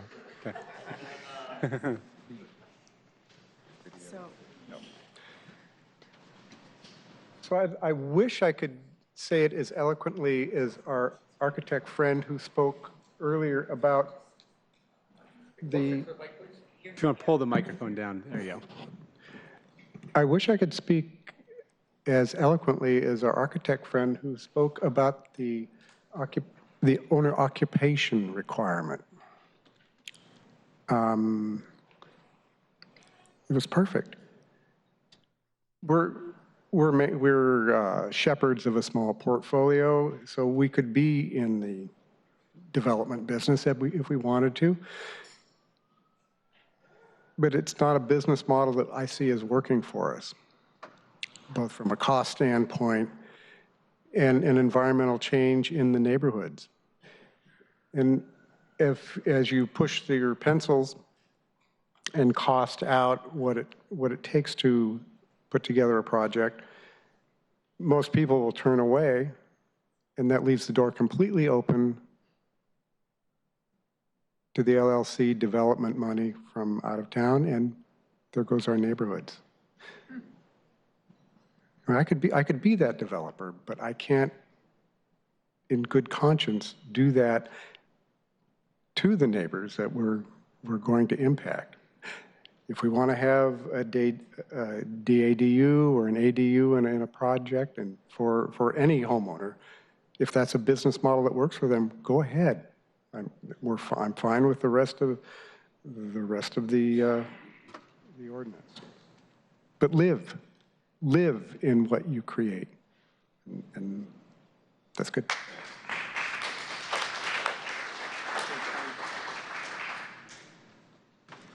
Hello, my name is Mr. Developer. As my name suggests, I make a lot of money by building houses and selling them for a healthy profit. And I fully support this ADU legislation because other developers and I will become significantly more wealthy because of it. I particularly want to thank City Council for not requiring that homes be owner-occupied, since that would stop developers from developing your property. In addition to requiring owner occupancy and to ensure rents stay affordable, City Council could have required low-interest loans to build an ADU if the rents were kept affordable and not exceeding 5% a year increases. But you didn't do that, and for that, developers thank you. You could have written the ADU legislation to limit additional building to attached ADUs in the same footprint to save trees and open space. We developers thank you for not doing that, so you can now build far more and larger more to sell for more money. With all the development that's been going on, there's currently difficulty finding construction workers and housing tradespeople.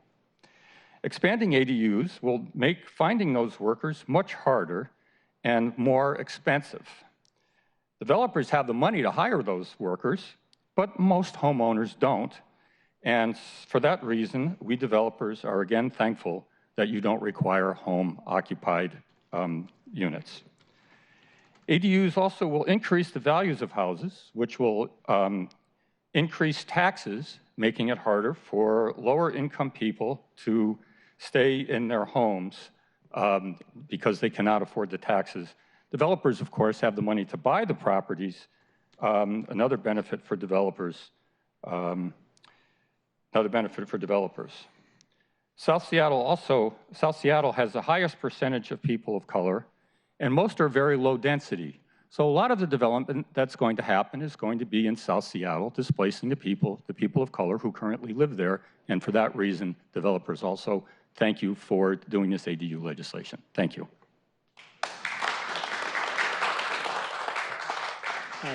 Next is Joan Weisler. And Joan, you're going to be followed by Colleen McAleer and then Emily Johnson. My name is Joan Weiser, and I'm requesting City Council reject CB 119544 as presented because substantial revisions to it are required to properly account for and mitigate detrimental impacts it would have on the existing single-family stock and the vitality of our single-family neighborhoods. Fatal flaws in CB 119544 are due to inadequate scoping direction given in the underlying Resolution 31609, issued in 2015, and blatant disregard of Judge Tanner's direction for completing an EIS with appropriate scope, including studying the adverse indirect impacts of the legislation. Resolution 31609 simply directed consideration of strategies to increase the availability of affordable housing in Seattle. In her ruling requiring the City of Seattle complete an EIS on its proposed backyard cottages initiative, Judge Tanner directed study of the adverse indirect impacts the legislation would have on housing and cause displacement of populations. The subsequent FEIS scope was too narrow because it did not consider or offer mitigation of the social and economic impacts that these new, larger, and more densely built non-owner-occupied DADUs and ADUs will have on the existing remaining single-family housing stock in that neighborhood after the ADUs and DADUs are constructed. Judge Tanner's direction was not followed because the impact on the owners of the existing single-family housing stock who remain after adjacent and nearby ADU and DADU development was not studied. The City of Seattle has allowed DADU construction since 2010 and in-law apartments since 1994. Consequently, decades of adjacent single-family assessed property valuation records are available to study and to extrapolate from. Yet the city failed to consider any actual resulting economic impacts on adjacent and nearby single-family structures remaining from these existing ADUs and DADUs and did not extrapolate these impacts due to the proposed larger and even more densely constructed ADUs, proposed increasing the allowed number of unrelated occupants to 12, proposed construction of DADUs and ADUs on even smaller lots, the proposed elimination of required on-site parking for 12 occupants, analysis of each of these proposals and the cumulative impacts of these proposals is an essential component to a properly scoped EIS. Thank you. Thank you, John.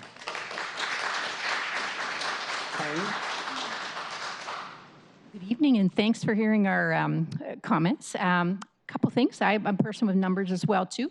Seattle has built out and absorbed much of its planned growth targets for the Growth Management Act, and that's our mantra. That's what our state requires us to do, and gosh, we've done it. So here we are. Now we're tapping into the single-family neighborhoods. For example, today I represent 2,200 households, more than 4,000 people. Last year, we've had on board, permitted and built 1,070 residential units for about 2,000 more folks coming right adjacent to our neighborhood. That's great. These are located near transit and they're more walkability. Now this proposal would add 2 or 3 times again more of that population into the same pipeline. So last year, our pipelines literally clogged with paper products. Our sewers were shut down, and E. coli was spilled already into Union Bay, and the sewer system couldn't handle the single-family residential pipes for that many new folks, let alone this is before the changes in the regulations. LCC has long supported ADUs and DADUs, accessory dwelling units, as an option, and we ask that the existing regulations be retained. Owner occupancy is number 1. Being a good neighbor and building neighborhoods require a skin in the game. Maintaining those garbage cans, noise, reasonable, and building relationships with neighbors and just being a good neighbor. That's important. Noise violations in our city are a level 3 violation. You're not going to get a police officer to respond. They're just too doggone busy and there's not enough of them. So it takes an owner to be on site. A couple other things, the height should not be increased. It's interesting that council just talked to the developers, not homeowners, to see if that would be okay with them for accessory dwelling units. And finally, on affordability, these units will not add to the housing stock. They're expensive to build, you have to get a bank loan, and that goes down to the new FAR requirements. Because if you have to add an accessory dwelling unit, you've got to get 2 bank loans now, and it really is a blockage for people who have access to owning a single family property. They'll have to build their main house and an ADU, probably to get a bank loan for a 5,000 square foot lot to make it pay. Thanks for hearing it. Thanks, Colleen. Emily, you're next. Emily, you're going to be followed by Adam Kendall and then Mike Stackler, maybe. Okay. So I'm here today to speak in favor of ADUs and to thank the council, but especially you, Mike, for being stalwarts in the 4 years that it's taken us to get here. But the truth is, this is such a baby step that I'm struggling to feel the enthusiasm that I'd like to feel at the fact that it seems to be on the verge of passing. Seattle has a housing crisis. The world has a catastrophic climate crisis that's already uprooting communities, devastating ecosystems, and killing hundreds of thousands of people every year, and it's getting much worse. Here in Seattle, our emissions have been rising in recent years, primarily due to driving. The fact that some people can't put these two things together and understand that we need to welcome more people into walkable urban neighborhoods well served by transit is a travesty. It's heartless. Do they think their children will care more about easy parking than they do about stable food systems? Do they think that we shouldn't make room for the children already displaced from drought-parched communities in Central America? Density means that frequent transit is economically sensible. Density means that people have carbon footprints that are a quarter to a half of those in the suburbs. Density means that we're committing to being a city that grows and changes and makes room for people. And density means we're healthier and that local businesses can thrive. To fight to preserve your neighborhood in amber is both wrong and self-defeating. So thank you, Council, for listening to the overwhelming majority of people who support this baby step. We need vastly more housing, vastly more affordable housing, workforce housing, and market rate housing. This will make Seattle a modestly gentler city and will be a pressure relief valve on our rising regional emissions and our rising housing prices. When this is done, let's get to the real work of remaking our city into the beautiful, welcoming, progressive place we know that it can be. Young people worldwide are demanding their right to a stable future, and we owe it to them to do this as swiftly as we can. Thank you. Thanks, Emily.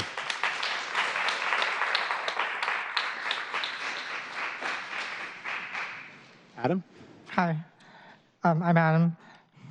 No one important. Okay. Single-family housing is bad land use. If I'm correct, when you do the cost of a single-family house, like half the cost is actually for the plot of land, or the property. Single-family housing creates urban sprawl and artificial scarcity of land, which drives up the cost of land, which drives up the cost of housing. Single-family housing is bad for climate change. It's bad for walkable, transit-friendly cities, and it induces driving.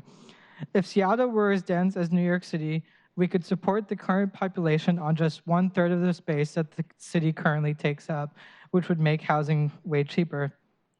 If Seattle were as dense as Paris, we could support 3 times as many people as we currently do on just half the land as today.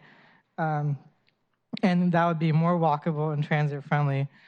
And with that other half of the city freed up, it could be used for rewilding parks. We could even return it to the indigenous as land reparations. Abolishing single-family housing, along with other degrowth policies, such as abolishing intellectual property, surveillance, prisons, military, police, monopoly, the state, cars, and other things, would result in housing being at least 33% cheaper, healthcare at least 66% cheaper. The overall cost of living would be reduced by up to 80%, and emissions would be reduced by over 90%, and incomes would actually go up. So basically, what I'm here to say is that anything that makes the city denser is good. Thanks, Adam.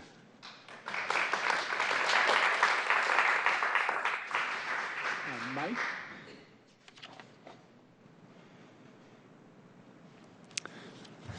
Looks like this is a group. We'll give you 5 minutes. And you guys are going to be followed by Zach Nostal and then Susan Ahern. Thank you, Council. My name is Mike Steckler, and I'm here with my son, Michael Jr., and my daughter, Alexandra, and we call her Cupcake. And I'd like to talk about affordable housing and affordable home ownership in Seattle. But I want to talk about my own personal story first.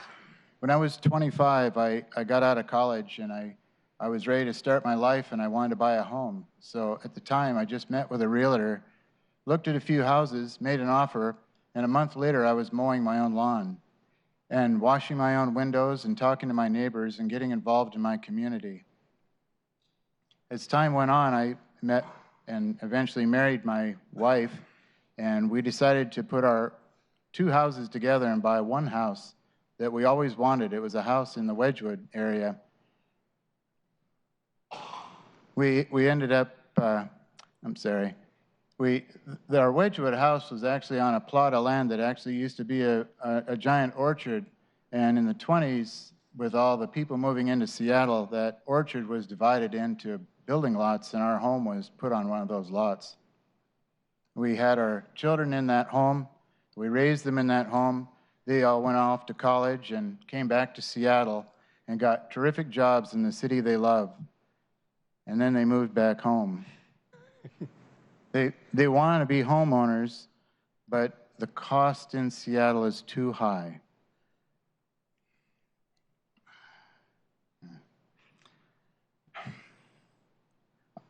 When the kids were small, we bought a little rental house down the street. It's a modest little 2-story house with an attached garage on a corner lot and a big backyard.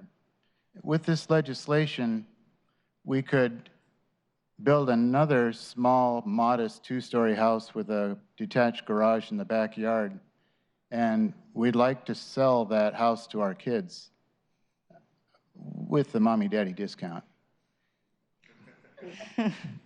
And then they could be homeowners. And if we wanted to see our kids, we could just walk down the street. We wouldn't have to get in the car and drive across town in all the traffic, and we wouldn't have to get on the freeway and drive to another city, a city that they might be able to afford to buy a house in. And the worst thing would be that we would avoid seeing our kids or our potential grandchildren because it's an inconvenience. So I urge the council to pass this proposal for DADUs, and I especially want to thank Mike O'Brien for proposing this and seeing it through. Thanks, Mike. Thanks, Mike.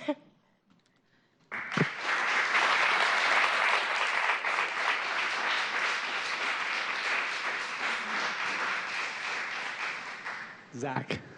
Yeah, I have a group. Great. That's okay. Yep. I'm Zach Nostal. I own a home with my wife in Rainier Beach, and I urge the council to adopt the least restrictive ADU legislation possible. It'll help us address our housing shortage. It'll mean that fewer of my friends and neighbors will be priced out of the city, and I won't be able to see them as much. I don't like that. It'll also help us fight climate change. Personally, I really want to build a backyard cottage myself. It'll mean one that I can rent out. But if this legislation passes, particularly with the lower parking requirements, the lot coverage change, and the increase in square footage, it'll mean that on my property I could build an ADA accessible unit, which would mean in the future, once my parents or maybe my in-laws get to the point that they need to be in an assisted care facility, they could live with us and age in place.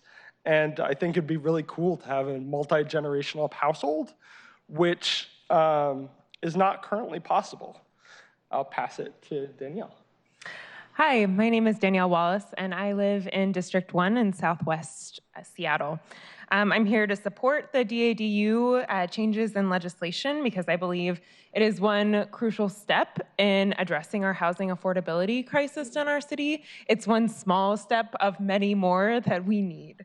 I think it's no accident that at the same time in our city we're seeing skyrocketing housing prices, we're also seeing an increase in our neighbors becoming homeless. And in a city built on racist land use policies, we have much to do to counteract these many injustices.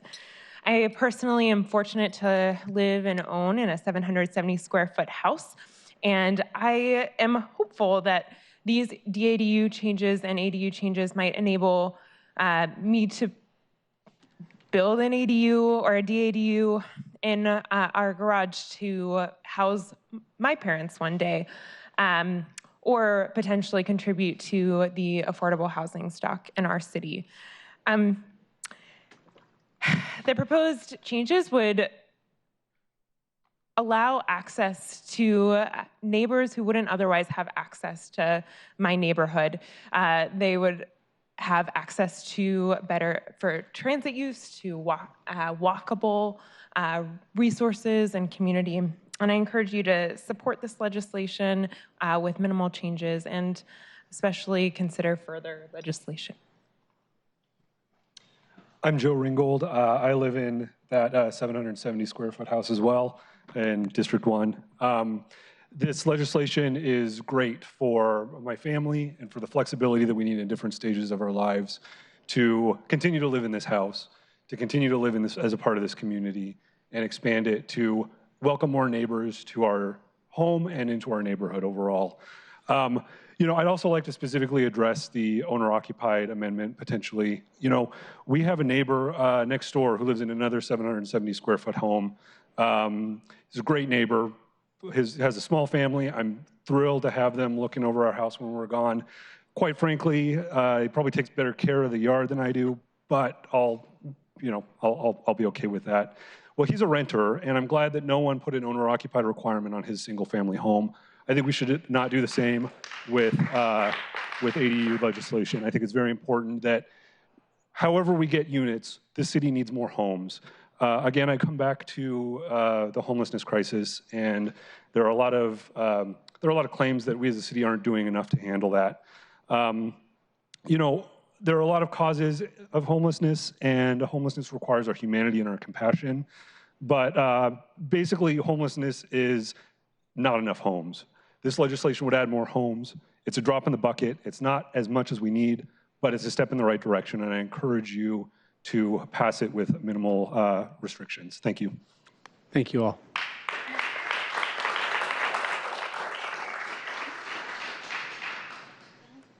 Can I clarify? Yeah. Because they might be thinking of mine. Yeah.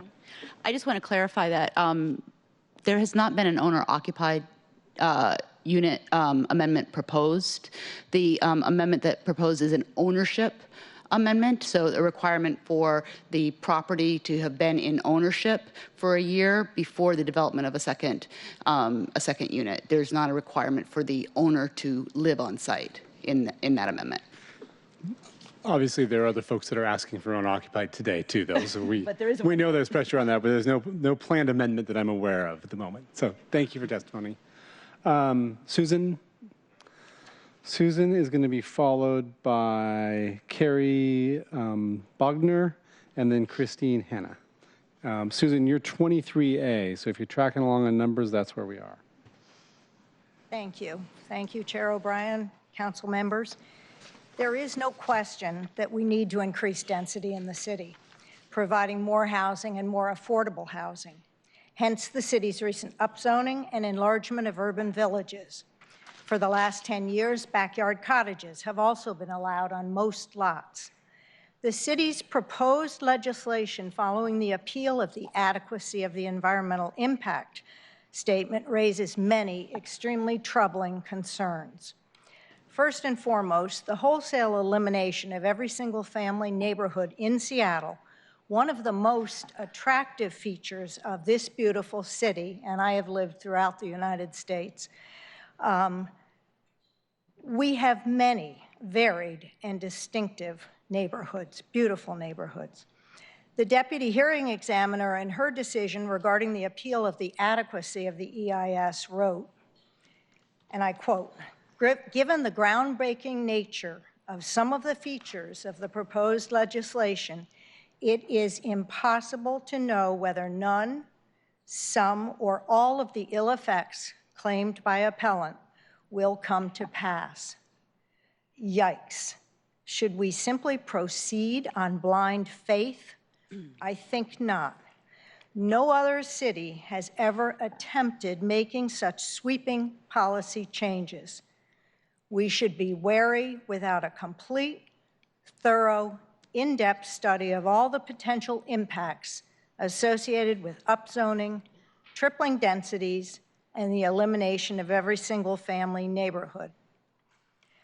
This proposed legislation, which threatens to turn the city of Seattle on its end, permanently altering neighborhoods, should not be made by a lame duck city council over summer vacation. We as citizens deserve better accountability and stewardship. Let's be smart, creative, and not act impulsively, suddenly turning Seattle homes into rentals and displacing families who want yards.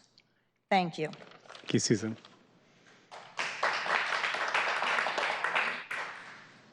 Carrie? Hi, I'm Carrie Bogner. Thank you so much for this hearing. I live in Montlake. I've lived there for 25 years. I have a 1985 house. It's way too big for me. About 4 years ago, we put an ADU unit in because we saw our taxes increasing and we wanted to stay where we were. 4 years ago, that ADU, which we rent below market, we've had the same people in who are multiracial for the last 4 years. And 4 years ago, that rent covered about 90% of our expenses. Today, it's 60%. Our taxes have gone up so much. We would like to retire in place. And so having a second ADU will help us do that. And we're part of the neighborhood. We like the neighborhood. We want to stay. We want to stay in Seattle. And if we can't do this, we'll have to move. So thank you for the opportunity to speak, and thanks for this legislation, or whatever you call it. We'll call it legislation. Thank you. Christine. Christine, you're going to be followed by Matt Hutchins and then Andy Katz. Hi, everybody. Thanks very much. My name is Christine Hanna, and I'm here in support of the proposed legislation. Many of the other folks have talked about the environmental and social justice and affordability reasons, character reasons for this legislation. I'm going to focus on the personal reasons for me. My husband and I bought our 1908 home in Ballard in 2002, and it's got 1,400 square feet of living space and a 700 square foot basement. And we now have 2 growing boys, and our needs for space have increased, and this legislation will allow us to provide flexibility of our space needs for our family when we need it, and when our kids leave for college or otherwise fly the coop, the ability for us to rent that space, which will help us pay for their college education, save for retirement, and pay for the inevitable medical bills that will come with aging. On that note, and we would like to do that in place, on that note, between my husband and I, we have 4 sets of parents, thanks to divorce. We fully expect that 1 or more of them, who vary in age from 70 to 84 and mostly live in other parts of the country, they will need our care when that time comes. We would like them to be close. We would like to be close to them. They're going to need to move to Seattle, and we would like our children and their grandparents to really know each other. They really can't afford to buy a place here or to move it into an assisted living place. Some of them can't. And we know that really the only option is for them to live with us. And so we need the flexibility that this proposal would make possible. We're really lucky. We bought our house at a time when it was relatively affordable, but our little place is now so expensive that despite that our household income is over $100,000 a year, we could not buy the house that we live in today. And I think about the many 30-somethings that I work with and how the idea, they would like to buy a home, they would like to raise a family here. There is no way that they can possibly do that. It's so far out of reach, it seems impossible. So I really strongly disagree that this legislation would push families out. I think that the effect may be the opposite, because the only way a middle-class family can afford to buy a home in Seattle is if they have the option of renting additional space that may be possible with this legislation. I know that we would happily rent an ADU or backyard cottage to a stable long-term renter if we didn't need the space ourselves. And the possibility that legislation could increase the diversity in our neighborhoods would be a hugely valuable contribution to the future of Seattle. So thank you for bringing this legislation to this point. We've been waiting for 3 years to see it happen. I hope something like this can happen very, very quickly. Thanks very much. Thanks, Christine.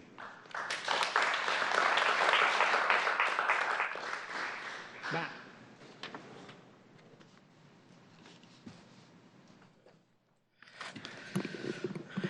How are you guys doing tonight? I'm Matt Hutchins. I'm an architect. I'm a homeowner. I live in West Seattle, D1, and a member of the AIA Housing Task Force, and also organized with More Options for Accessory Residences. Most of all, though, I'm a dad. I kind of got into housing advocacy because I wanted to have a place for my daughter when she was born to grow up and to be able to live in the neighborhood that we love. When this process started, she was a toddler, and she's now she's about to enter 1st grade. So I hope that we can move fast on these issues so that we might be able to build a place before she's in college. You know, oftentimes we've heard that this is some sort of a one-size-fits-all proposal, but as an architect who's designed many of these, I can tell you that there is no one size. Each one of these ends up being highly customized to its site and responds to the owner and what the owner wants. And so no two are ever alike. And so we see long ones, we see skinny ones, we see ones that jog around trees. All these things are really, really important to homeowners when they're doing this sort of DIY development for the housing that they want to provide for their family, for friends, for rental. So I would like to encourage you guys to make sure that we're preserving as much flexibility in this legislation. I'd like to also see that we don't institute a ban on short-term rental, because that's actually one of the most important ways that people start to finance these. It's kind of one leg of the three-legged stool between long-term rental, short-term rental, and family and friends.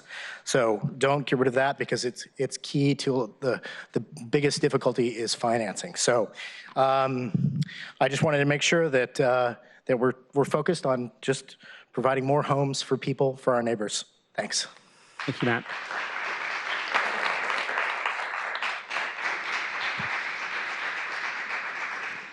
So, Andy, you're going to be next. You're going to be followed by Mike Heinrichsen and then Jesse Simpson. Go ahead, Andy. Thanks, council members. I'll make it quick. It's late, frankly. I'm reaching the end of my attention span, but this is a terrific ordinance. Thanks. It's a long time coming. It's a great start on filling in missing middle housing. I can't top Phil and James Duggan's family story there. I'm a renter in District 3 on First Hill. I have a mom who is in a single family home. She's in her 70s. And there's sort of been a race against her mobility issues to figure out a living arrangement where she can be close to family, have her independence, maintain her ability to get around with potentially bad knees and declining driving skills. And an ADU, DADU option would be tremendous for the family. You've heard this several times tonight. It's not a news story. So it's been a long night. There's lots of folks who still want to talk. Thank you for your time. Have a great night. Thanks, Andy. Mike. Hello. Thank you for allowing me to speak. And thank you, Councilmember O'Brien, for spearheading this. I don't agree with you on everything, and I've seen your reputation sullied here this evening. I want to thank you for spearheading this. I am a realtor and a DADU owner.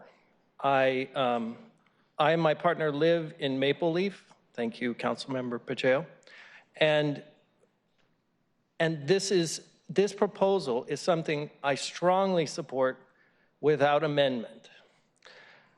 Housing is very complex in Seattle today. And in response to many of the things that I've heard here this evening, I'm changing what I'm going to speak about, because I've seen this from all angles. We've sold houses to developers. We've sold houses to individuals who have purchased the home just to build DADUs. Our first tenant in our DADU bought a home and decided to build a DADU, and then we've sold the house. It didn't go to a developer. It went to a family with aging parents who they wanted nearby them. It closed last month. This is the reality of this. Individuals making their decisions about their housing, and it's good. We would like to age in place in our home, and so we've created additional space that we would hope to eventually permit as a third livable space, rentable space on our property. Our intent is not to be absentee landlords that get wealthy at the expense of someone who would maybe want this house. It is to age in place and to be able to afford and stay in this city. I thank you for this. I support this. Please pass this ordinance. Thanks, Mike.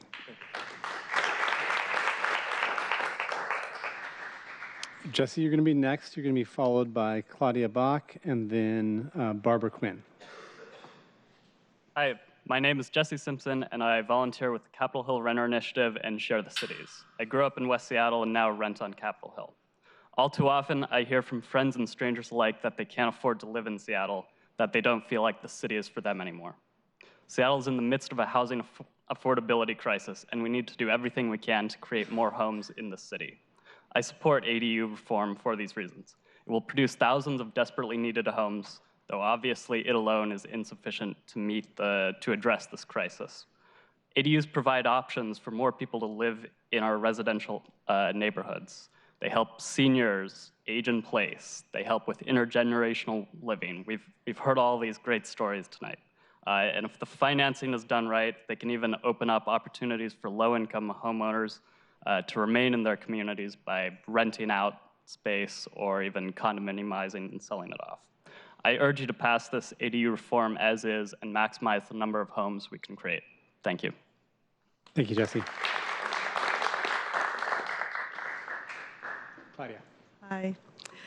Thank you, council members, for the chance to speak with you tonight and for all your attention to affordable housing in our city. My name's Claudia Bach, and my husband and I have lived in our home in Ballard Crown Hill since 1989, raising our now grown children in a modest 1918 house. I'm here to share my story and a sense of urgency that you pass this legislation. As the cost of Seattle housing has skyrocketed, we've looked towards finding a way for our school teacher daughter and her musician husband to stay in Seattle and a way for us to age in place.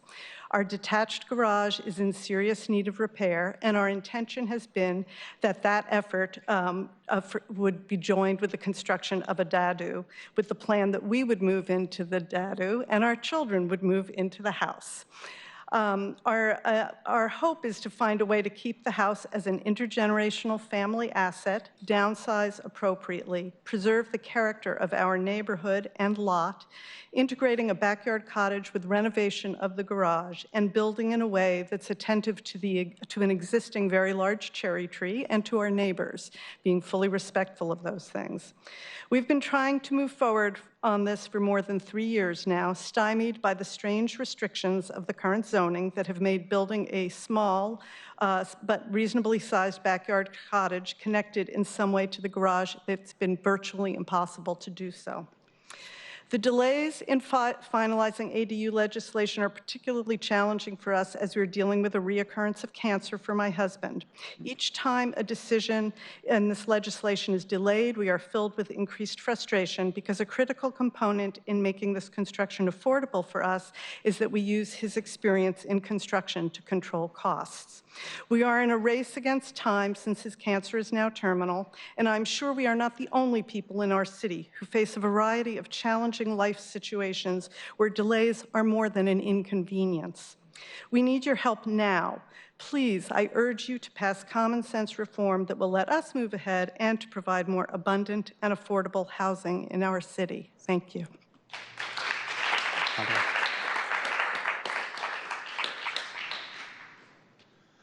Barbara? Barbara, you're going to be followed by Paul Chapman, and then Patrick Taylor, and then Ryan Rosenberg. Ryan is 28B. Good evening. I'm Barbara Quinn. I'm representing here tonight University Park Community Club. I am actually a fourth-generation Seattleite, but have lived in my own home in the University District for 43 years. I am speaking only on the subject of owner occupancy, and I'm here to tell you about boots-on-the-ground experiences with developers buying and managing properties in the U District versus a computer model kind of EIS interpretation. We have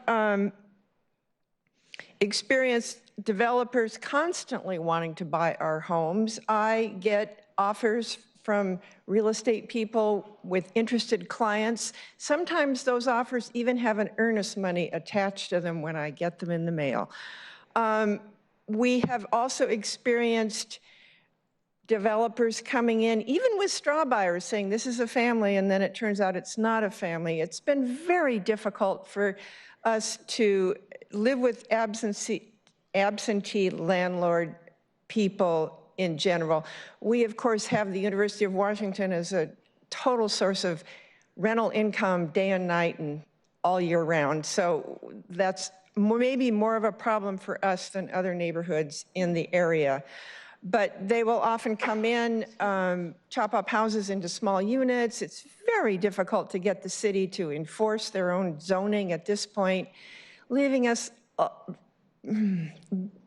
skeptical of the city's ability to do that with developer ownership, people who are going to build and then move away to who knows where.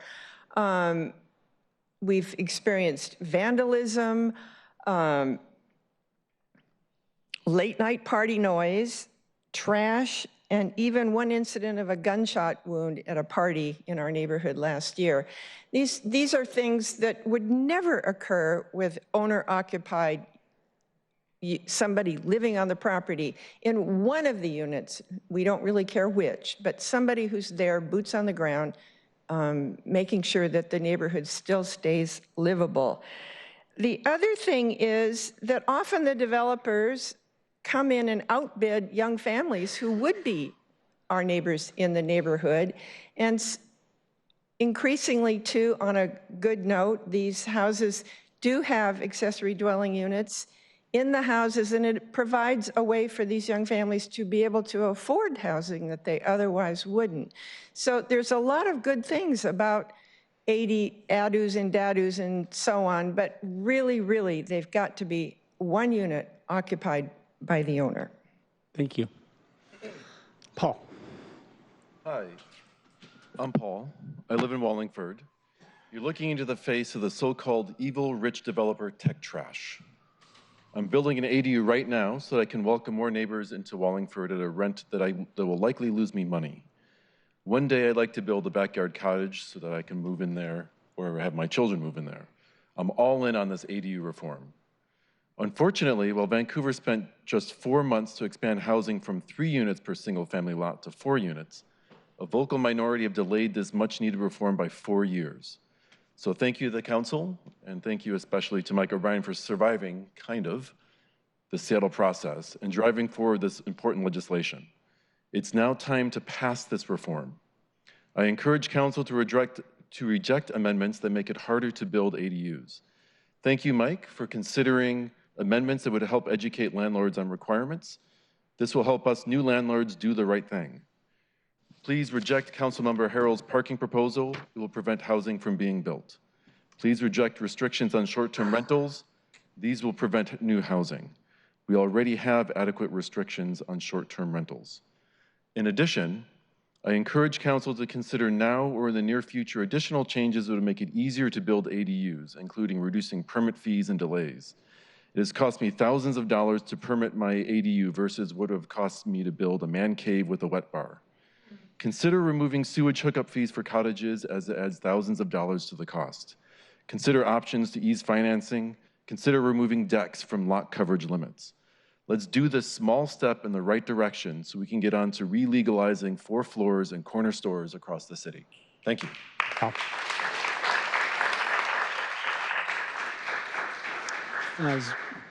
Patrick Taylor? Is Patrick here? I don't see Patrick. Ryan Rosenberg? Ryan, are you here? Okay, moving along. Let's see, Karen Tripson? Chad Miller. Okay, Chad's coming. I'll call a few more. Mark Fultz, Don Bunnell, and then Justin Allegro. Good evening. My name is Chad Miller, and I own a home in Madison Valley. I currently live with my partner in a home in Montlake. I support the resolution as written. In the early 90s, I moved to Seattle after I was honorably discharged from the Navy, and at the time, I was solidly in the lower end of the economic spectrum of this wealthy city. I rented on Queen Anne for 12 years in a grandfathered home that had been converted to 3 apartments that was not owner-occupied. This type of housing provided me a comfortable home for 12 years, which I used the GI Bill to attend Seattle Central Community College, University of Washington, and worked for a long time to afford my first home. I searched to find and purchase a home in Madison Valley with an ADU to support my housing costs and also provide the opportunity I had received earlier in life to a diverse group that could enrich my neighborhood and enrich my life. Over the years, I've rented to artists, students, and many racially diverse people.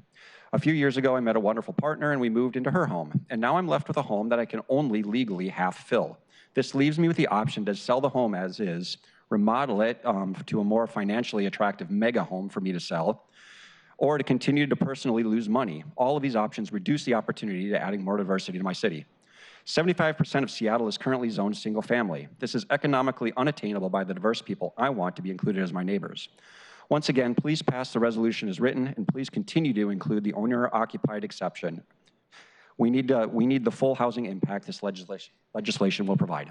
Thank you. Thank you, Chad. Mark? Mark? Hello, council members. I'm Mark Foltz. I'm a homeowner and a founding member of Welcoming Wallingford. I'm speaking in support of the accessory homes legislation that legalizes more homes across the city. Wallingford is a great neighborhood. I moved here with my family in 2008, but the cost of a home in my neighborhood is prohibitive because zoning only allows expensive old homes to be torn down and replaced by larger and even more exorbitant ones. This keeps people without wealth from being able to live here. Instead, we should be keeping the homes we have and allowing all kinds of new homes in my neighborhood and neighborhoods across the city. Here's a picture of what my house looks like. It used to be a duplex. There's a shed in the back that could easily be replaced with a backyard cottage or maybe a block house. That would allow another family to live in my neighborhood where only one is allowed now. I would be willing to rent it at below market rate, especially with incentives or help with permitting and things like that. I think this would be a really cheap and effective way to generate more affordable housing across the city. Accessory homes are great because they allow more families to live in high opportunity neighborhoods like Wallingford, near parks, schools, and where they work. They allow families to live alongside their kids. We've heard lots of stories about that earlier, or parents. And those who own their homes can afford to stay in Seattle by generating income from their investment. As we've seen in Los Angeles and Vancouver, there's a large amount of pent-up demand for accessory homes. I ask you to pass legislation that allows as many accessory homes as possible to be built so we can all benefit sooner. Thank you for your time, and especially thank you, Councilmember O'Brien and your staff for seeing this legislation through. Thank you. Thanks, Mark. I accidentally skipped over Greg Lotakis. Is Greg here? All right, then we'll go to Dawn. Justin. Yes. All right. Hang on one second, Justin. Let me just read a few more names off since it looks like people are thinning out a little bit. Joe Vaughn, Sherry Newbold, Danielle Wallace, and Andy Fessel.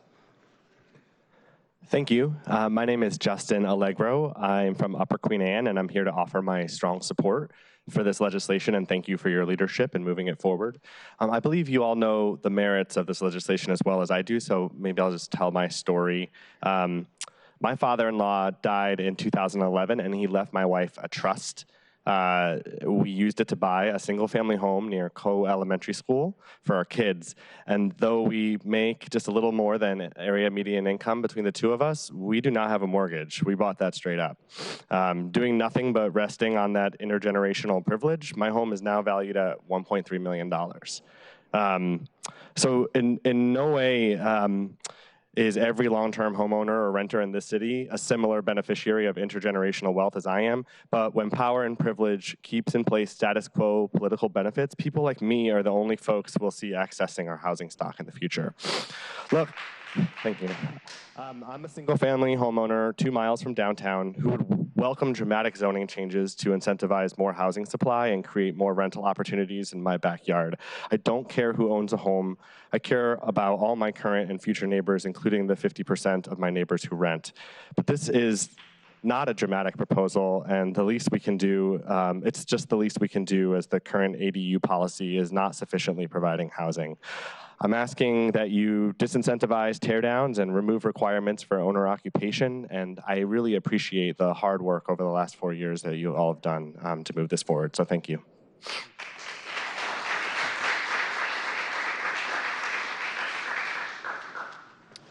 All right, Sherry. Sherry, then Joe, then Andy, then Danielle. Hello, everyone, and thanks for staying with us this evening and allowing us to speak. My name is Sherry Newbold, and I'd just like to share 3 really quick stories this evening. First, I'm a homeowner in Greenwood, and I have a DADU at my house, and I love it, and I've rented it out long-term to someone for the past over 4 years. I would also love to add an ADU to the basement of my home. We have a small home, but we don't need all of that space. Secondly, I'm very fortunate that I own a small rental house in West Seattle, and it's about 700 square feet and is at the back of an 8,000 square foot lot. And I'd really like to be able to convert that house to a DADU and add a modest house near the front of the lot, possibly with an ADU attached to it if I could afford it, which would double or triple the amount of housing on that particular lot. Third, I'm a residential architect that has designed over 20 ADUs and DADUs, and I can tell you from firsthand experience that all of the proposed changes are very much needed to make these more easy for people to build and less expensive. Many people, including myself, have been waiting this long slog for this legislation to pass so that we can move forward incrementally adding housing to our city. Just think I could add 2 or possibly 3 units myself. Please pass this legislation as written and make it as easy as possible for people to add ADUs and DADUs. Thanks. Thanks, Sherry.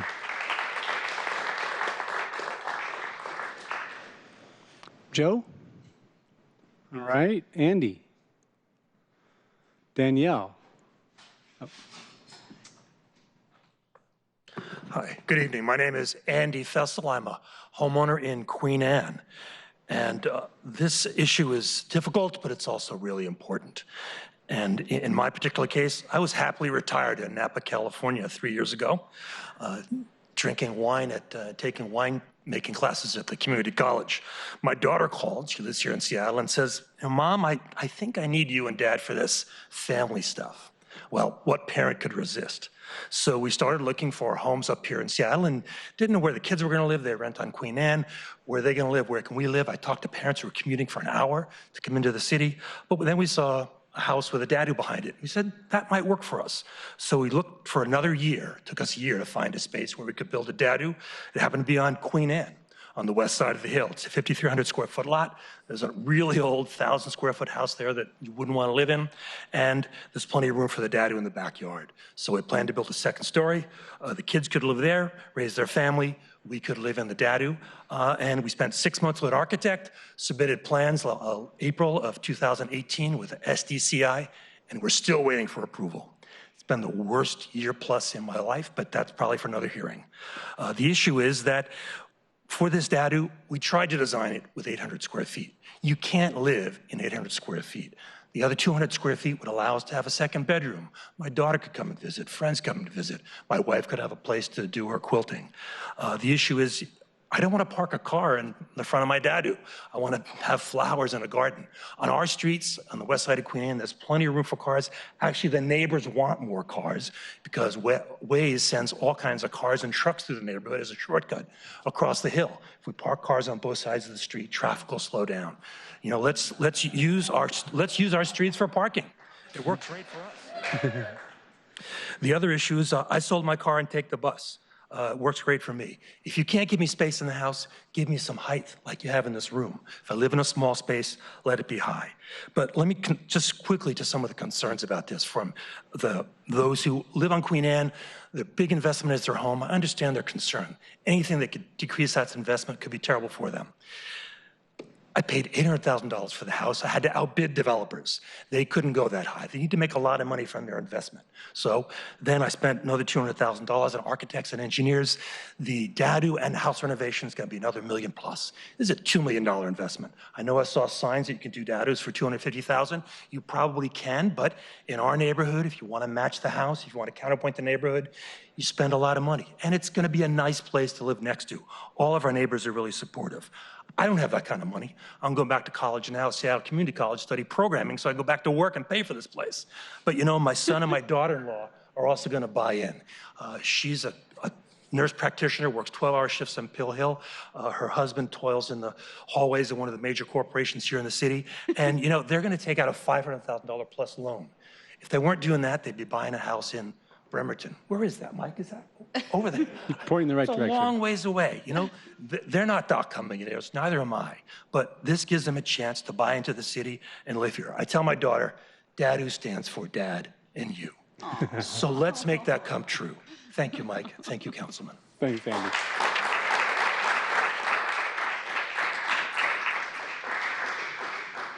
All right, folks, you stuck it out. I'm going to start reading off lots of names to make sure we get through as many folks who are left.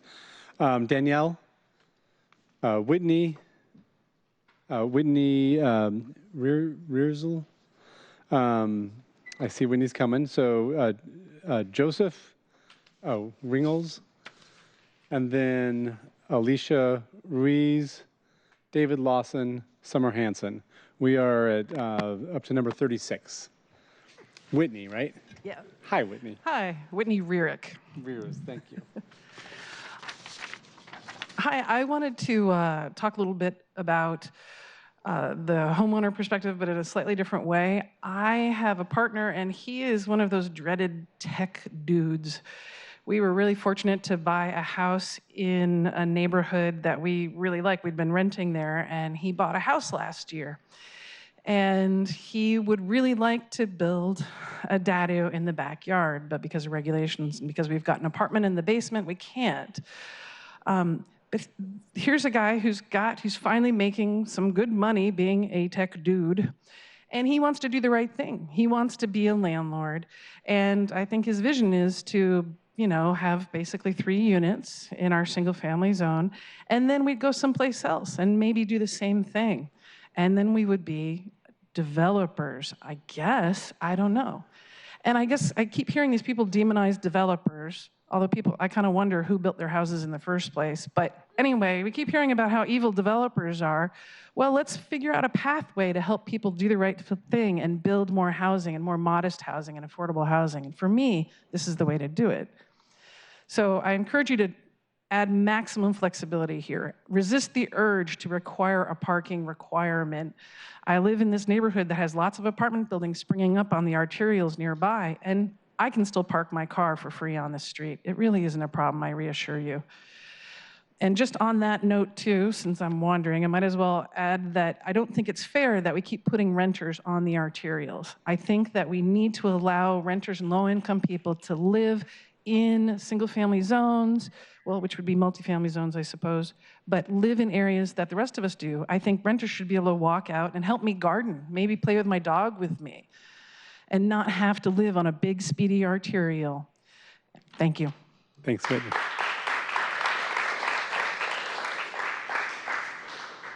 Joseph? Alicia? Joseph, no? Go, are you Alicia? Yes. Jump right in there. If we miss someone, you can just come in and out over, but I'll just keep reading names off. Okay. Go ahead. Good evening. My name is Alicia Ruiz. I'm here representing the Master Builders Association of King and Snohomish County. ADUs provide an affordable, family-friendly housing solution that can be easily built in existing neighborhoods. They are also a great tool to stop displacement as owners and renters realize financial incentives to stay in their community. For ADUs to create the greatest positive impact on a community, it is essential that there are no owner occupancy or parking requirements. As an example, California's recent ADU reform did away with these requirements, and it led to a 30-fold increase in ADU permits. So it's very promising, and we thank you, Councilmember O'Brien, for your leadership on this issue. We support this. We do have some we have room for discussion on the FAR requirements, but we will provide those in a letter to council members that is forthcoming. Thank you. Thanks, Alicia. David Lawson? Summer Hansen? All right. Summer, you'll be followed by Cynthia Johnson and Janice Brown. All right. Hi. I'm really excited about this bill, and I think it'll encourage more small, affordable, and diverse housing in Seattle. And it's a great way to make effective use of the space that we have here in the city. I think the proposed amendments are a great start to make it easier for young people like me to to afford living in Seattle's beautiful neighborhoods, and I urge you to consider the addition of allowing tiny houses on wheels in backyards as well. My name is Summer Hansen, and I'm a small business owner. I have a community-focused shop in Ballard, which encourages sustainable living, and I live in Fremont with my boyfriend, Michael, who works in construction to help our city grow. I'm very passionate about sustainable living, and let's see. I love living in a dense city because it allows me to use public transportation. But right now, my income doesn't cover my cost of living, and I feel like I'm throwing money down the drain by renting. Not to mention, our rent is increasing substantially each year. I want to be financially stable and able to invest in my own home, like the generation before me. I want to be able to comfortably commute to my place of work. We heard about this public hearing today because the two of us spent the afternoon at the Seattle Department of Construction and Inspections trying to figure out how to make our dream come true. We want to build a tiny house on wheels as a creative project and an investment in a more stable future. We can't afford to buy a house. Because of the land prices in Seattle, and this would be an option for us to own a home without necessarily owning land. It also would be a really great way to offer an easy and quick way to make income for homeowners who won't necessarily have the energy that we have to build an extra home. So I urge you to consider this, and thank you so much for all of your hard work. Thank you, Summer, for coming out. Cynthia or Janice?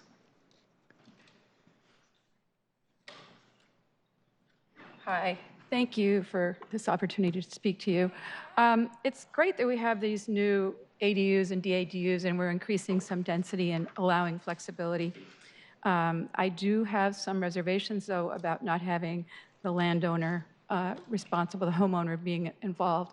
I lived in the U District in the 70s, and we all know what it was like. It was like raging parties and fights on the street, as the woman said before. And I think unless you have boots on the ground, you're going to lose that. And I think that it's fine to have ADUs and DADUs and increase the density and the flexibility, but we have to change that. The last thing I'd like to say is, since we're going to allow the McMansions to keep going for another 6 months, I think this issue should wait until there's a little bit more input. Seattle City, the Seattle Times did say that we should wait until the lame duck city council is out. So I think we're maybe going too fast, and I think there should be some amendments to this proposal. Thank you. Thanks, Dan. Janice? Janice, you're going to be followed by, let me read off some more names here. We're up to 37, 38.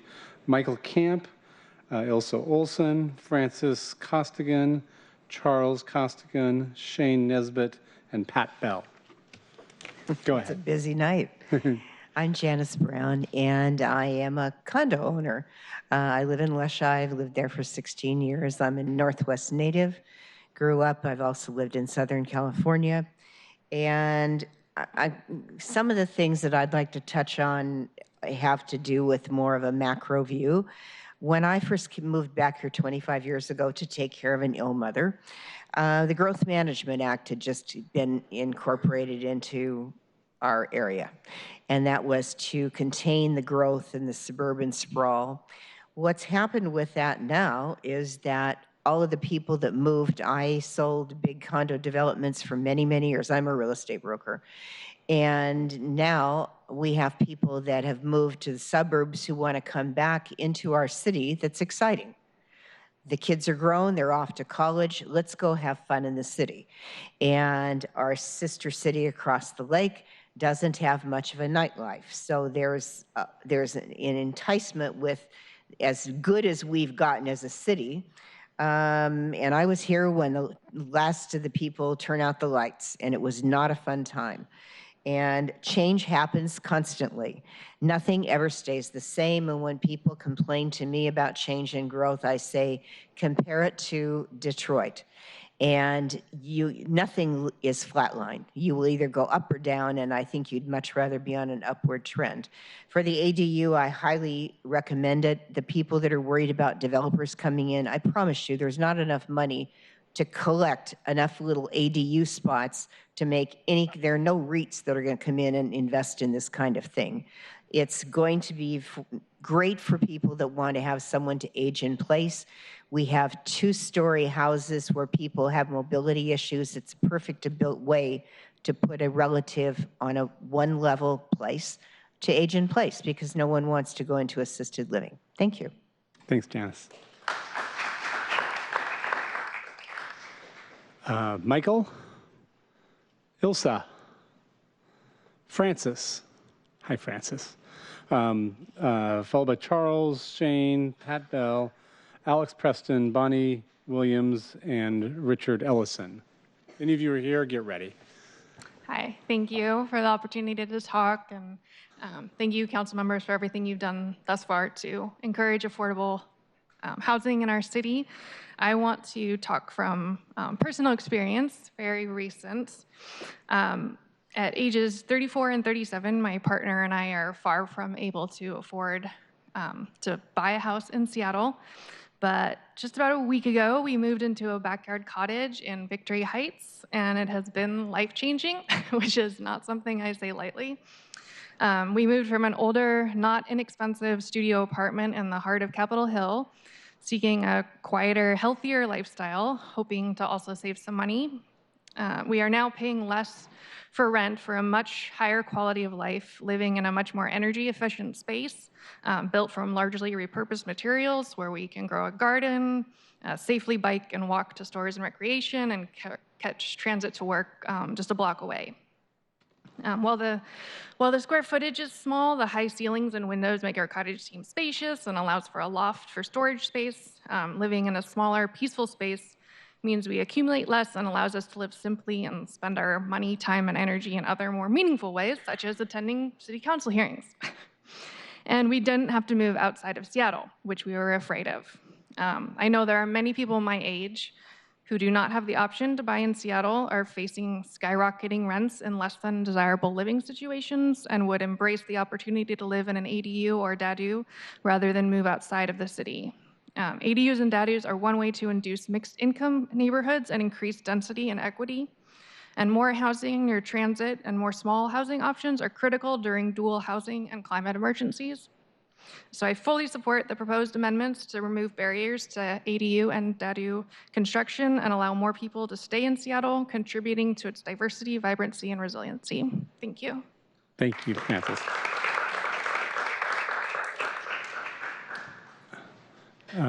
Charles, Alex, Pat. How far did I get? Bonnie? Hello, my name is Alex Preston. I'm a renter and a service industry worker in North Seattle, and I'm here today in support of environmentally responsible land use policy that will promote mixed income neighborhoods in all corners of our city. The legislation being discussed today will bring the city closer to meeting its housing and sustainability goals as we face parallel affordability and climate emergencies. We know that keeping so much land zoned strictly for detached single-family lots only is very costly from a carbon footprint standpoint, and it is also exclusionary by nature. The city's planning commission has reported that more flexible zoning that accommodates a variety of living situations is a critical point for keeping folks in place in their communities, as well as it is necessary to help mitigate the enduring impacts of historical racist land use policy decisions.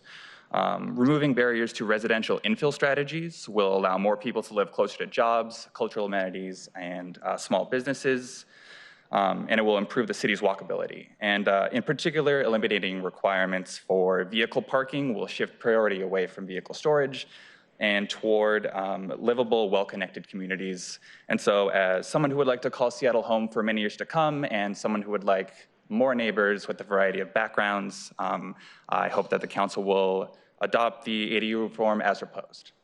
Yeah, thank you. Thank you. Richard, or Bonnie. Hi, Bonnie. Thanks for your endurance tonight. It's kind of a long one. Anyway, I am not supporting the legislation. I do support the current code. I think it's been crafted very carefully. I know that there are some barriers that people would like those barriers to go away. Parking is probably one of them. But I want to bring up the FEIS because in the FEIS, the parking study, as I understand it, was only done 5 miles away from the core of downtown Seattle. So that I don't think all neighborhoods are the same, and I think that anything close to the core is going to be more overwhelmed with additional parking waivers or the requirement eliminated. So I think that people need to understand that 5 miles from the core can impact neighborhoods quite a bit. We in Wallingford have a lot of overflow from the UW, and RPZs do handle some of it, but not all of it. And as we continue with MHA apartment buildings, they're allowing no parking. We get more and more. We get light rail, but still, where is it going to end? And we have to have some kind of plan other than it's all going to work out fine. So I have seen some cute backyard cottages. I mean, well designed. And to me, a cottage at 800 square feet is a cottage. When you start doing 2-story, 1,000 square feet, I'm sorry, to me that's not, bring the mother-in-law in or a child or whatever. There are real advantages to families, I get that. The affordability aspect is highly exaggerated, and it's not that you can't get into a neighborhood like Wallingford because there are duplexes and small apartment buildings all over the place. I'm surrounded by them. I think that you need to remember that neighborhoods with MHA on March 18th opened up 69,000 additional capacity. In Wallingford, 700 single-family homes were eliminated. They were converted to low-rise. Why can't, as I understand your legislation, it's citywide. I don't think all single-family homeowners want to be landlords, want to pay higher taxes for that increased capacity, or have the 2,500 square foot restriction, which also restricts a remodel of a home, of an older home. So those are things that I really object to. I think the code should be kept as it is without, if there's a way to put cottages experimentally maybe into the urban villages with all this increased capacity, the single family zones went away, they're RSL, they're low rise, 12 people to a lot, to me, that's multifamily, and that's where it belongs. Thank you. Okay, thanks. Let's see, Richard? Did I go beyond that? What's that? Oh, I skipped over you, Shane. I'm sorry. And then Angela, I see you called you about an hour ago, but you can get in after Shane. And then so after Shane, let's see. So we'll skip over Richard Ellison, Joel Brothers maybe, Jay Lazanier, Brittany Boulay, David Murring, and John Tho. Okay. Shane. Hi. Just want to thank you for having this today. I'm just here to say I'm in support of the DADU legislation. I've been trying for 3 years to build one on my garage. The garage interior or square footage counting for the overall DADU square footage has stymied me. In that time, construction costs have gone up significantly. I'm fine, though, doing the due diligence I've done here. I do want to say that there's a lot of DADUs in my neighborhood, and those people are some of my favorite people in the neighborhood. So that's all. Thank you. Thanks for sticking around, Shane.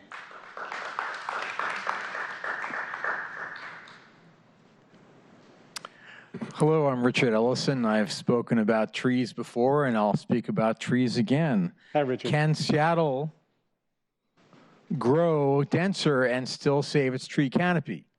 Why should we save the tree canopy? That's a good question. Well, it's going to be hotter tomorrow than it is today. It's nice and cool in here, but it's, according to NOAA, it's 85 degrees outside right now. So how hot is it going to be tomorrow? Well, they say 86 or some say 90. In April of 2019, we set a new record of 9 days of rain in a row, exceeding 8 days of rain in a row another year.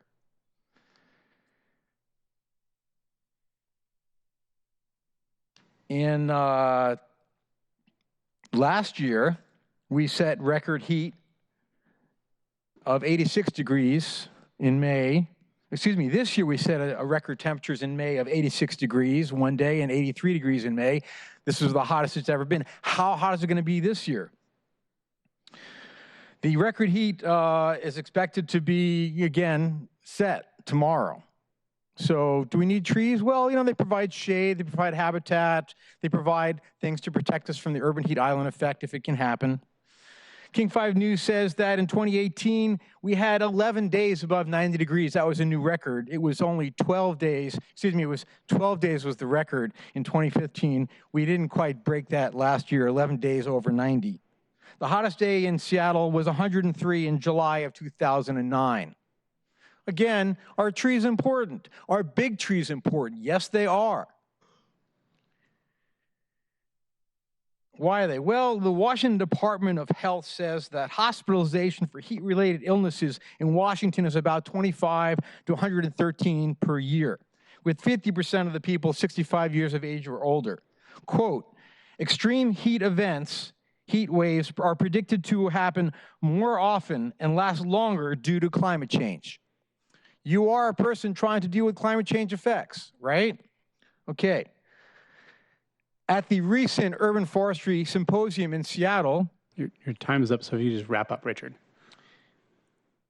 A Seattle Parks representative, Michael Yardrick, said that the urban heat island effect makes it 17 degrees hotter in Seattle than the rural areas. So we're saving Seattle's for protecting the trees out in the rural areas, so we're going to burn ourselves up here, have increased mortality here. Thank you. There's a lot more to be said on this issue, and I really urge you to read about it. If you want to put comments in the box, you can do that too. I put my slip in there first. I'll send it. Okay. Angela. Hi, good evening. Thank you all for still being here tonight. I know it's been a very long night. I got here at like 4:20 today, so I'd been here for a while also, so thank you for letting me speak again. I am very supportive of the proposed DADU legislation and would really encourage you guys to pass this legislation. I grew up in Seattle, and I've seen the way that Seattle's been changing, and I think that this talks for the entire region. And I think that one thing that's been noted tonight, and I think like needs to be emphasized, is that for every home that we're not building in Seattle, we have to build somewhere else, and that creates sprawl. We need to be building up our cities and making it an urban, livable area so that way we can preserve our green space and our farmlands. In my lifetime, Issaquah has basically disappeared from the forest land that it was when I was a child. And if we had built up Seattle thoughtfully, and if we had really thought about the way we were building our entire region and community, that is forest land that we could have saved today that we could all still be enjoying. Instead, there's multi-million-dollar homes over on that land where there used to be forest land as long ago as 5 years ago, if not sooner. In addition to just the environmental impacts that this legislation will make, I also support it on a livability standard. I am a first-generation college student, and actually a first-generation high school graduate. Neither of my parents graduated high school. And I'm really worried about their future. My dad is currently housing unstable in Spokane. My mom and my stepdad pay more than half of their income on rent in South Tacoma. And I don't know where they're gonna be in 20 years and 30 years. And I would really love if someday I could be a homeowner where I could have a backyard cottage or a mother-in-law apartment where my parents could live, so that way they don't have to be homeless on the streets like so many of my most vulnerable neighbors that I know.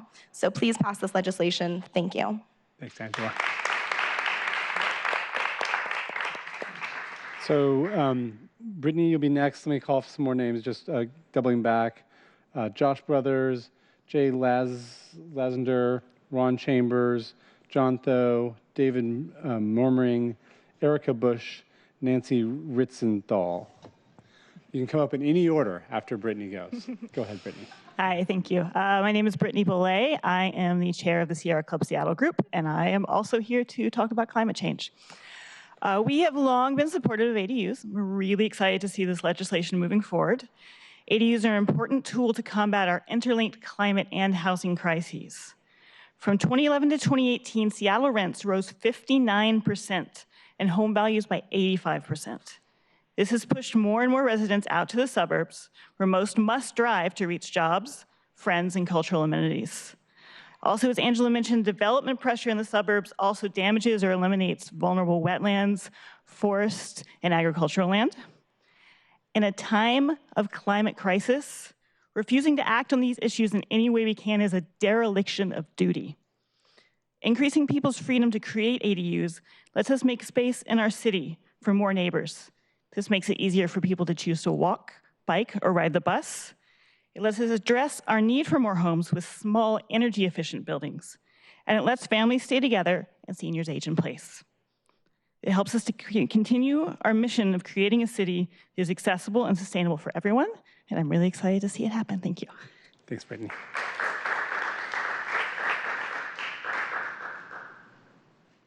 Good evening. My name is Josh Brothers, and I'm fortunate enough to be a 20-year-plus resident here in Seattle. I own a home and live in the Portage Bay neighborhood. I really do love living here and want this to remain my home.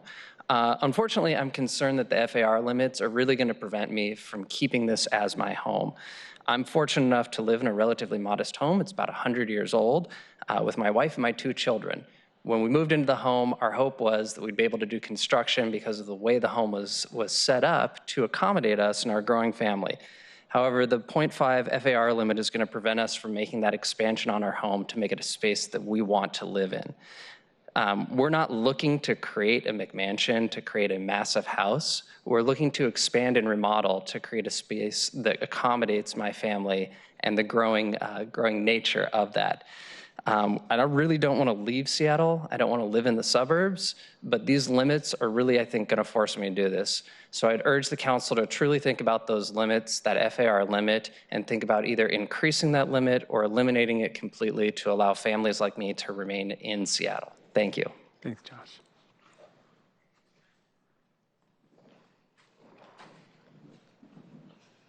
Hi, my name is Erica Bush. I'm here to support the ADU regulation on behalf of the AIA Committee on Homelessness. I'm also a homeowner in Delridge, and I'm originally from New York City. And I live on the most diverse block I've lived on my entire life. I have neighbors from all over the world. They're amazing, and they're all renters for the most part. And I moved to Seattle because I think it's one of the most beautiful places I've ever been. And I moved here because I was able to have a garden, and I was able to have green space, and I was able to sort of celebrate the outdoors in a way that I couldn't do on the East Coast. And I want to be able to allow other people to come to this city and do the same in an affordable and diverse way. And I think that this would allow that to happen. And so I greatly support what you guys are trying to do. I really thank you for your effort. And I think that it will continue to make this city a place for people like me that came here to find other people that love greenery. Thank you. Thank you, Erica.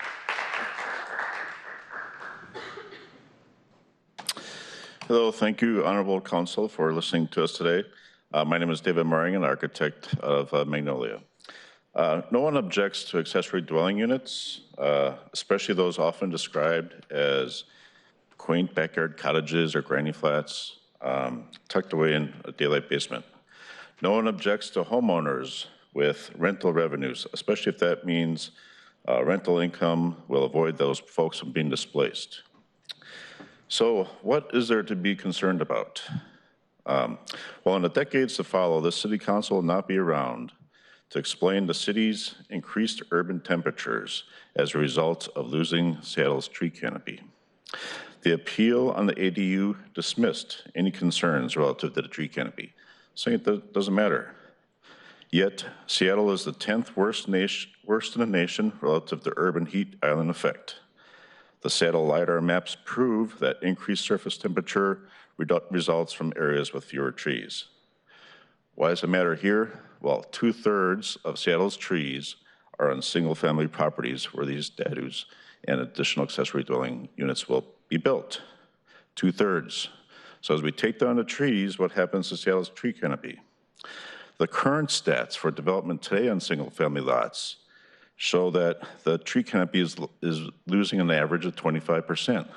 Currently, single-family is like 32%. They're showing right now that lots that are developed are all the way down to about 24%. What does that tell you? We have a problem on our hands that we just can't glance over and say, hey, we're providing additional housing. We also have to accommodate the trees. Thank you very much. Thank you, David.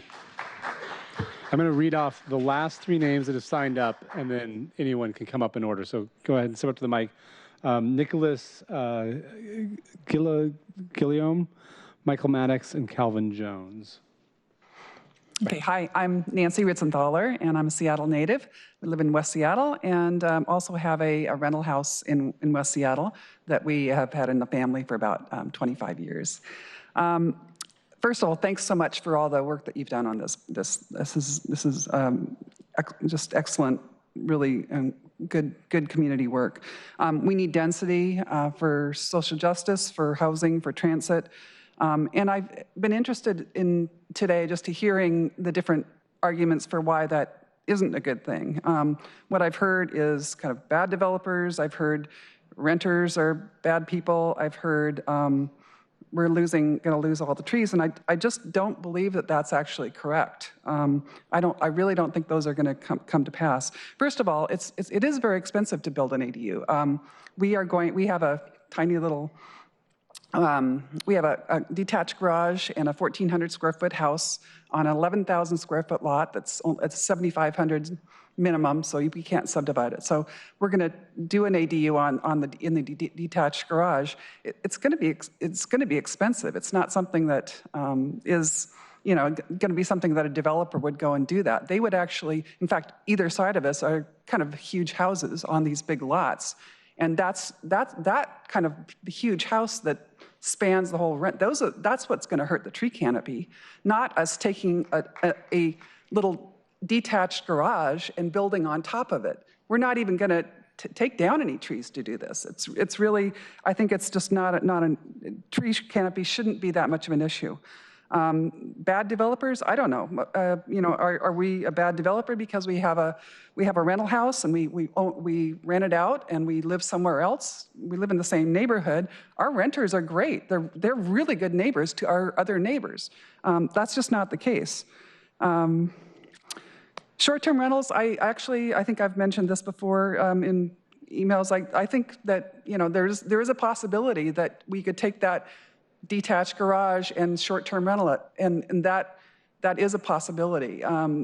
We'll have to be really careful. You might not get quite as many long-term rentals as you expect from this legislation, but I still think I support it as stands. The one amendment I would make would be what we'd like to do is we'd like to make it high enough so we can actually see a view over our little single-story 1,400 square foot rambler. So we have a second story. Right now, the height limitations for a 50 square foot wide lot are equal or greater than the given heights. So if we can change that just to kind of, actually I think it's, well, basically there's an equal or greater than, and we would suggest that you remove the greater than, put equal there. Does that make sense? So anyway, so that we have a little bit more height availability on that 50 foot wide lot, and also streamlining permitting that'll really help people not have to spend so much money to do these. I just don't think we're going to have developers coming in and buying up properties and doing this. I just think that's just not going to happen. It's expensive to build these things. These are things that for people to have their grandparents in and their kids. Thank you, Nancy. Thanks.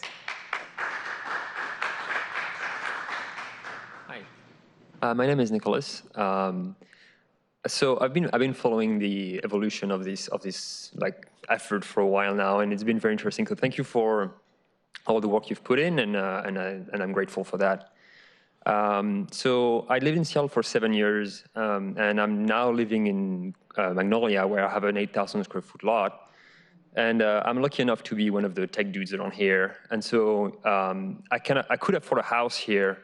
And when I looked for a house, it was hard to find a house that actually fitted my need, which was not a big house. I didn't care for a big house. I wanted a smaller house. And me and my girlfriend, I don't need to have a large house. And so I looked for a small house, and it wasn't that easy. And so I ended up buying a house that's about 2,000 square feet, which is more than what I need, on the 8,000 square foot lot, with the hope that one day I will be able to build an ADU that will be more in line with what I want to build and what I want to live in. And so with the new rule, I would be able to build a 1,000 square foot ADU, which allows me to have a small second bedroom so I can have guests over and have a normal family life. And that would be great. And I could rent the bigger house for a family that actually needs the bigger space. So I think this is great. One thing, and I'm not going to repeat everything because today it's obvious that most people are in favor of that rule, but one thing that I think is interesting is the tree canopy thing. I love trees, and I want trees to remain. And nobody's talking about green roofs. The green roofs could help significantly lower the effect of the heat island that the city has. Today I'm designing an ADU with an architect that has a green roof, and it's expensive, and it has a cost, and it hopefully will look good. And so I would like to see more in the long term, not part of that rule, but in the longer term, more incentives for people to build green roofs, maybe lower fees for permitting or something like that, that helps people finance these green roofs because they are expensive to build. And I think they would be greatly valuable for the city. Thank you. Thanks, Nicholas.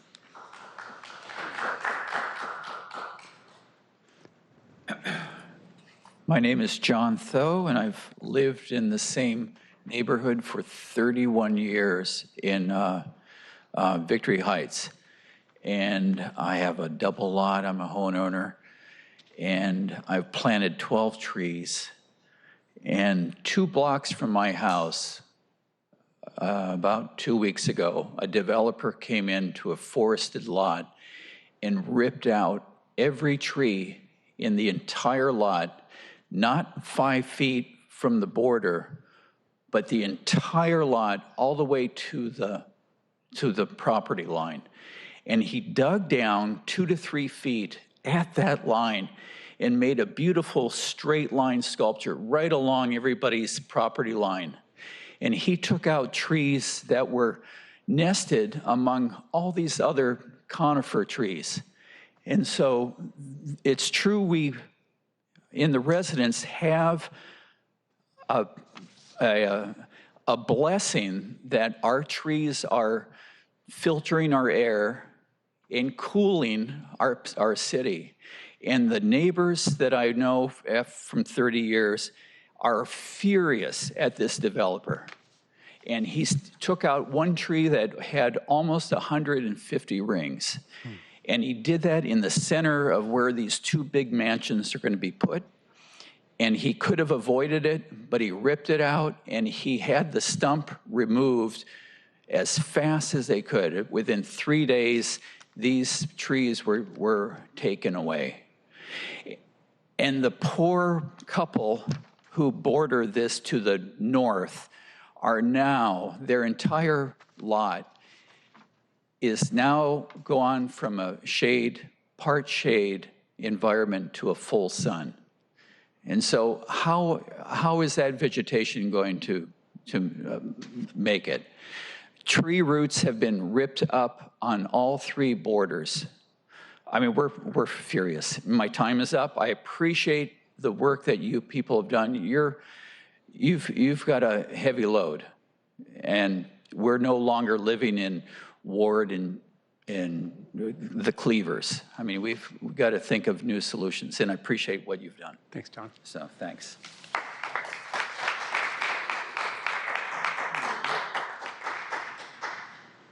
Hello, I'm Ron Chambers, and owner-occupied. the book Walkable Cities, he talks about backyard cottages, and he's got 5 points of why he loves them. And one of the points is, if anything goes wrong, I'll take 4 minutes. 5, that's fine. 7, great. He says, if anything goes wrong, the owner's there. You handle it then. And I got to say, I really like that idea. Let's keep that in there. And not just for 1 year, but keep it in there. Okay. Thank you. Thanks, Ron. I see Michael Maddox here. Come on forward.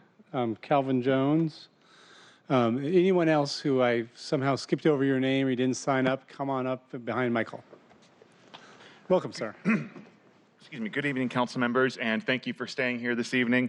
My name is Michael Maddox. I am a resident of the East Lake neighborhood where I live with my 16-year-old son. I'm a fifth-generation Washingtonian, born at Group Health on Capitol Hill. How Seattle is that? Just as my son was. We live as renters in a 50-plus unit apartment building with no owner occupancy, and we don't have gunshots, we don't have noisy parties. We actually have a really great community of folks who care about each other, and we walk to the bus stop, we walk to the great groceries, or the great restaurants and community amenities that we have. And one of the things that we don't get to walk to as much is parks, because one of the things that we do see in the city of Seattle is that parks, the best parks in our city, like Magnuson Park, like oh, bugger, and I'm losing it right now over by Fort Discovery, Thank you, Discovery Park. And Lincoln Park. And we see these amazing jewels that we have done extraordinarily amazing investment in this city for decades, are typically surrounded by detached single-family homes, disallowing opportunity for families like mine who cannot afford to purchase or even rent. We hear often that 20% of those detached single-family homes are rental units. We can't even rent them because the cost is too high, disallowing us the opportunity for those great gems throughout our city.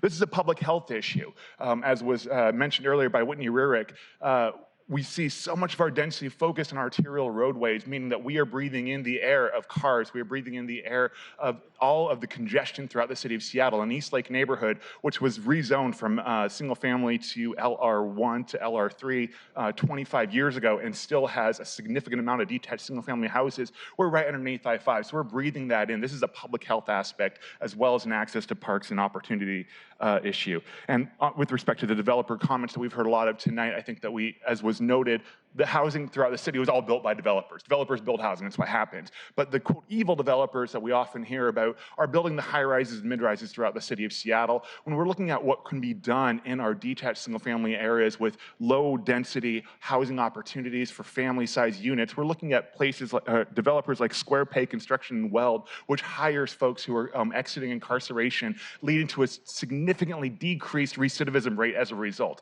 This is the good type of developers that I believe we want to support as a community.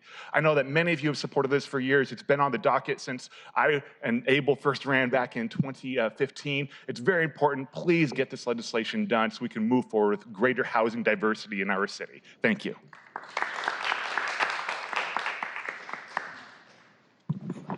Hi, my name is Calvin Jones, and I'm a renter in District 3 and an organizer for Tech for Housing. I'd like to start by addressing some of the anti-renter rhetoric that we've heard tonight. It's been a little frustrating. It's okay, don't worry about it, Councilmember Herbold. Just a couple things. Renters don't need homeowner babysitters and should be legally allowed to live anywhere homeowners are allowed to live. Rezones that allow renters to move into your neighborhood do not constitute property theft. And renters, when they move into a neighborhood, don't damage the neighborhood character, they only add to it. I was walking the other night around my neighborhood, and I stumbled across 3 new mansions that were built at the corner of 29th and Denny, and later looked them up on Zillow, and they were 4,000 square feet and selling for over $2 million a pop, and not a single tree on any of the 3 lots. I think in the midst of a housing crisis, we have laws that virtually guarantee this ultra-luxury mansion-sized housing in 69% of our residential land, and that, to me, is unconscionable. I like to dream of a world where this legislation had already passed, and instead of 3 luxury mansions, we would see 3 more modest single-family homes and 6 more accessory dwelling units. So that's 6 families that can live low-carbon lifestyles, riding the number 8 and the number 2 buses that are right nearby. 6 more families that get to all enjoy the absolutely beautiful tree canopy in the Washington Park Arboretum, 6 more families that can patronize the strip on Madison Valley, and 6 more families that we get to welcome into our wonderful city. So thank you so much for your work on this, Councilmember O'Brien. I encourage the passage of this legislation in the strongest possible form, including the ability to build 2 ADUs without the owner requirement. And let's go even further. Let's legalize more types of housing in our exclusive single-family zones and raise more progressive revenue for affordable housing in our city. Thank you.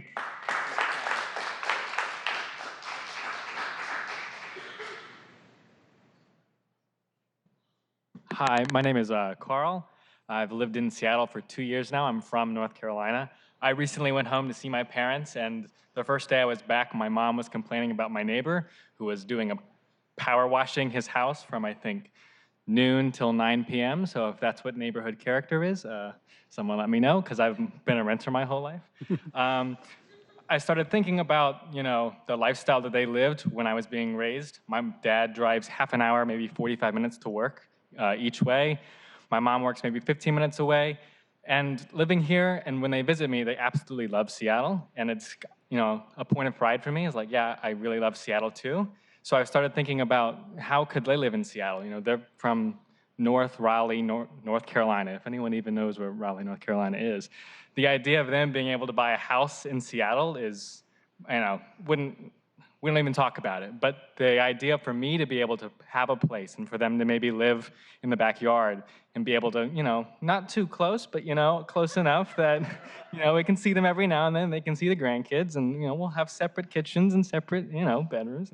But I think that, it'd be a really great thing for us to have. So thank you so much for having this legislation to kind of give us and put us in a position where more people are going to be able to be in these situations where they can support their family or they can support people who want this to live in these ADUs. So thank you. Thanks, Carl. Is there anyone else who would like to testify today? I think just about everyone out there I've seen has testified. All right. Seeing none, we'll go ahead and close the public hearing. I want to thank you all. That was 3.5 hours, just about. So quite an endurance race. I know some folks were here an hour or so before we even started to get signed up. So really value the comments across the spectrum, and I really appreciate the respect you all showed for each other today. So thanks for being here. Really quick timing update. We are going to be back in my committee a week from today, so on June 18th at 2 p.m. At that point, myself and my colleagues will take up this legislation, consider amendments. We talked about some of the amendments a little bit today that myself and other colleagues are considering to the base legislation. It's possible that other amendments will come forward. My goal would be to pass something out of committee. Originally, I had hoped that would go to the full council the following week. There's some additional land use notice requirements that we'll be putting out on Monday. And so the soonest we could vote on legislation would be the 2 weeks from yesterday. 3 weeks from yesterday, 2 weeks from next Monday, so July 1st. So obviously, if things come up that we need to do more work on or other amendments come up and it gets more complicated, that would slow it down. My goal is to have this done by July 1st or really close after that. So in whatever form we can get it through the council. Thanks again for all your work. Councilman Chaco, thank you for sticking out the whole way. You made it. Thank you for staffing us all the way till the end. And with that, we'll be adjourned. Good night.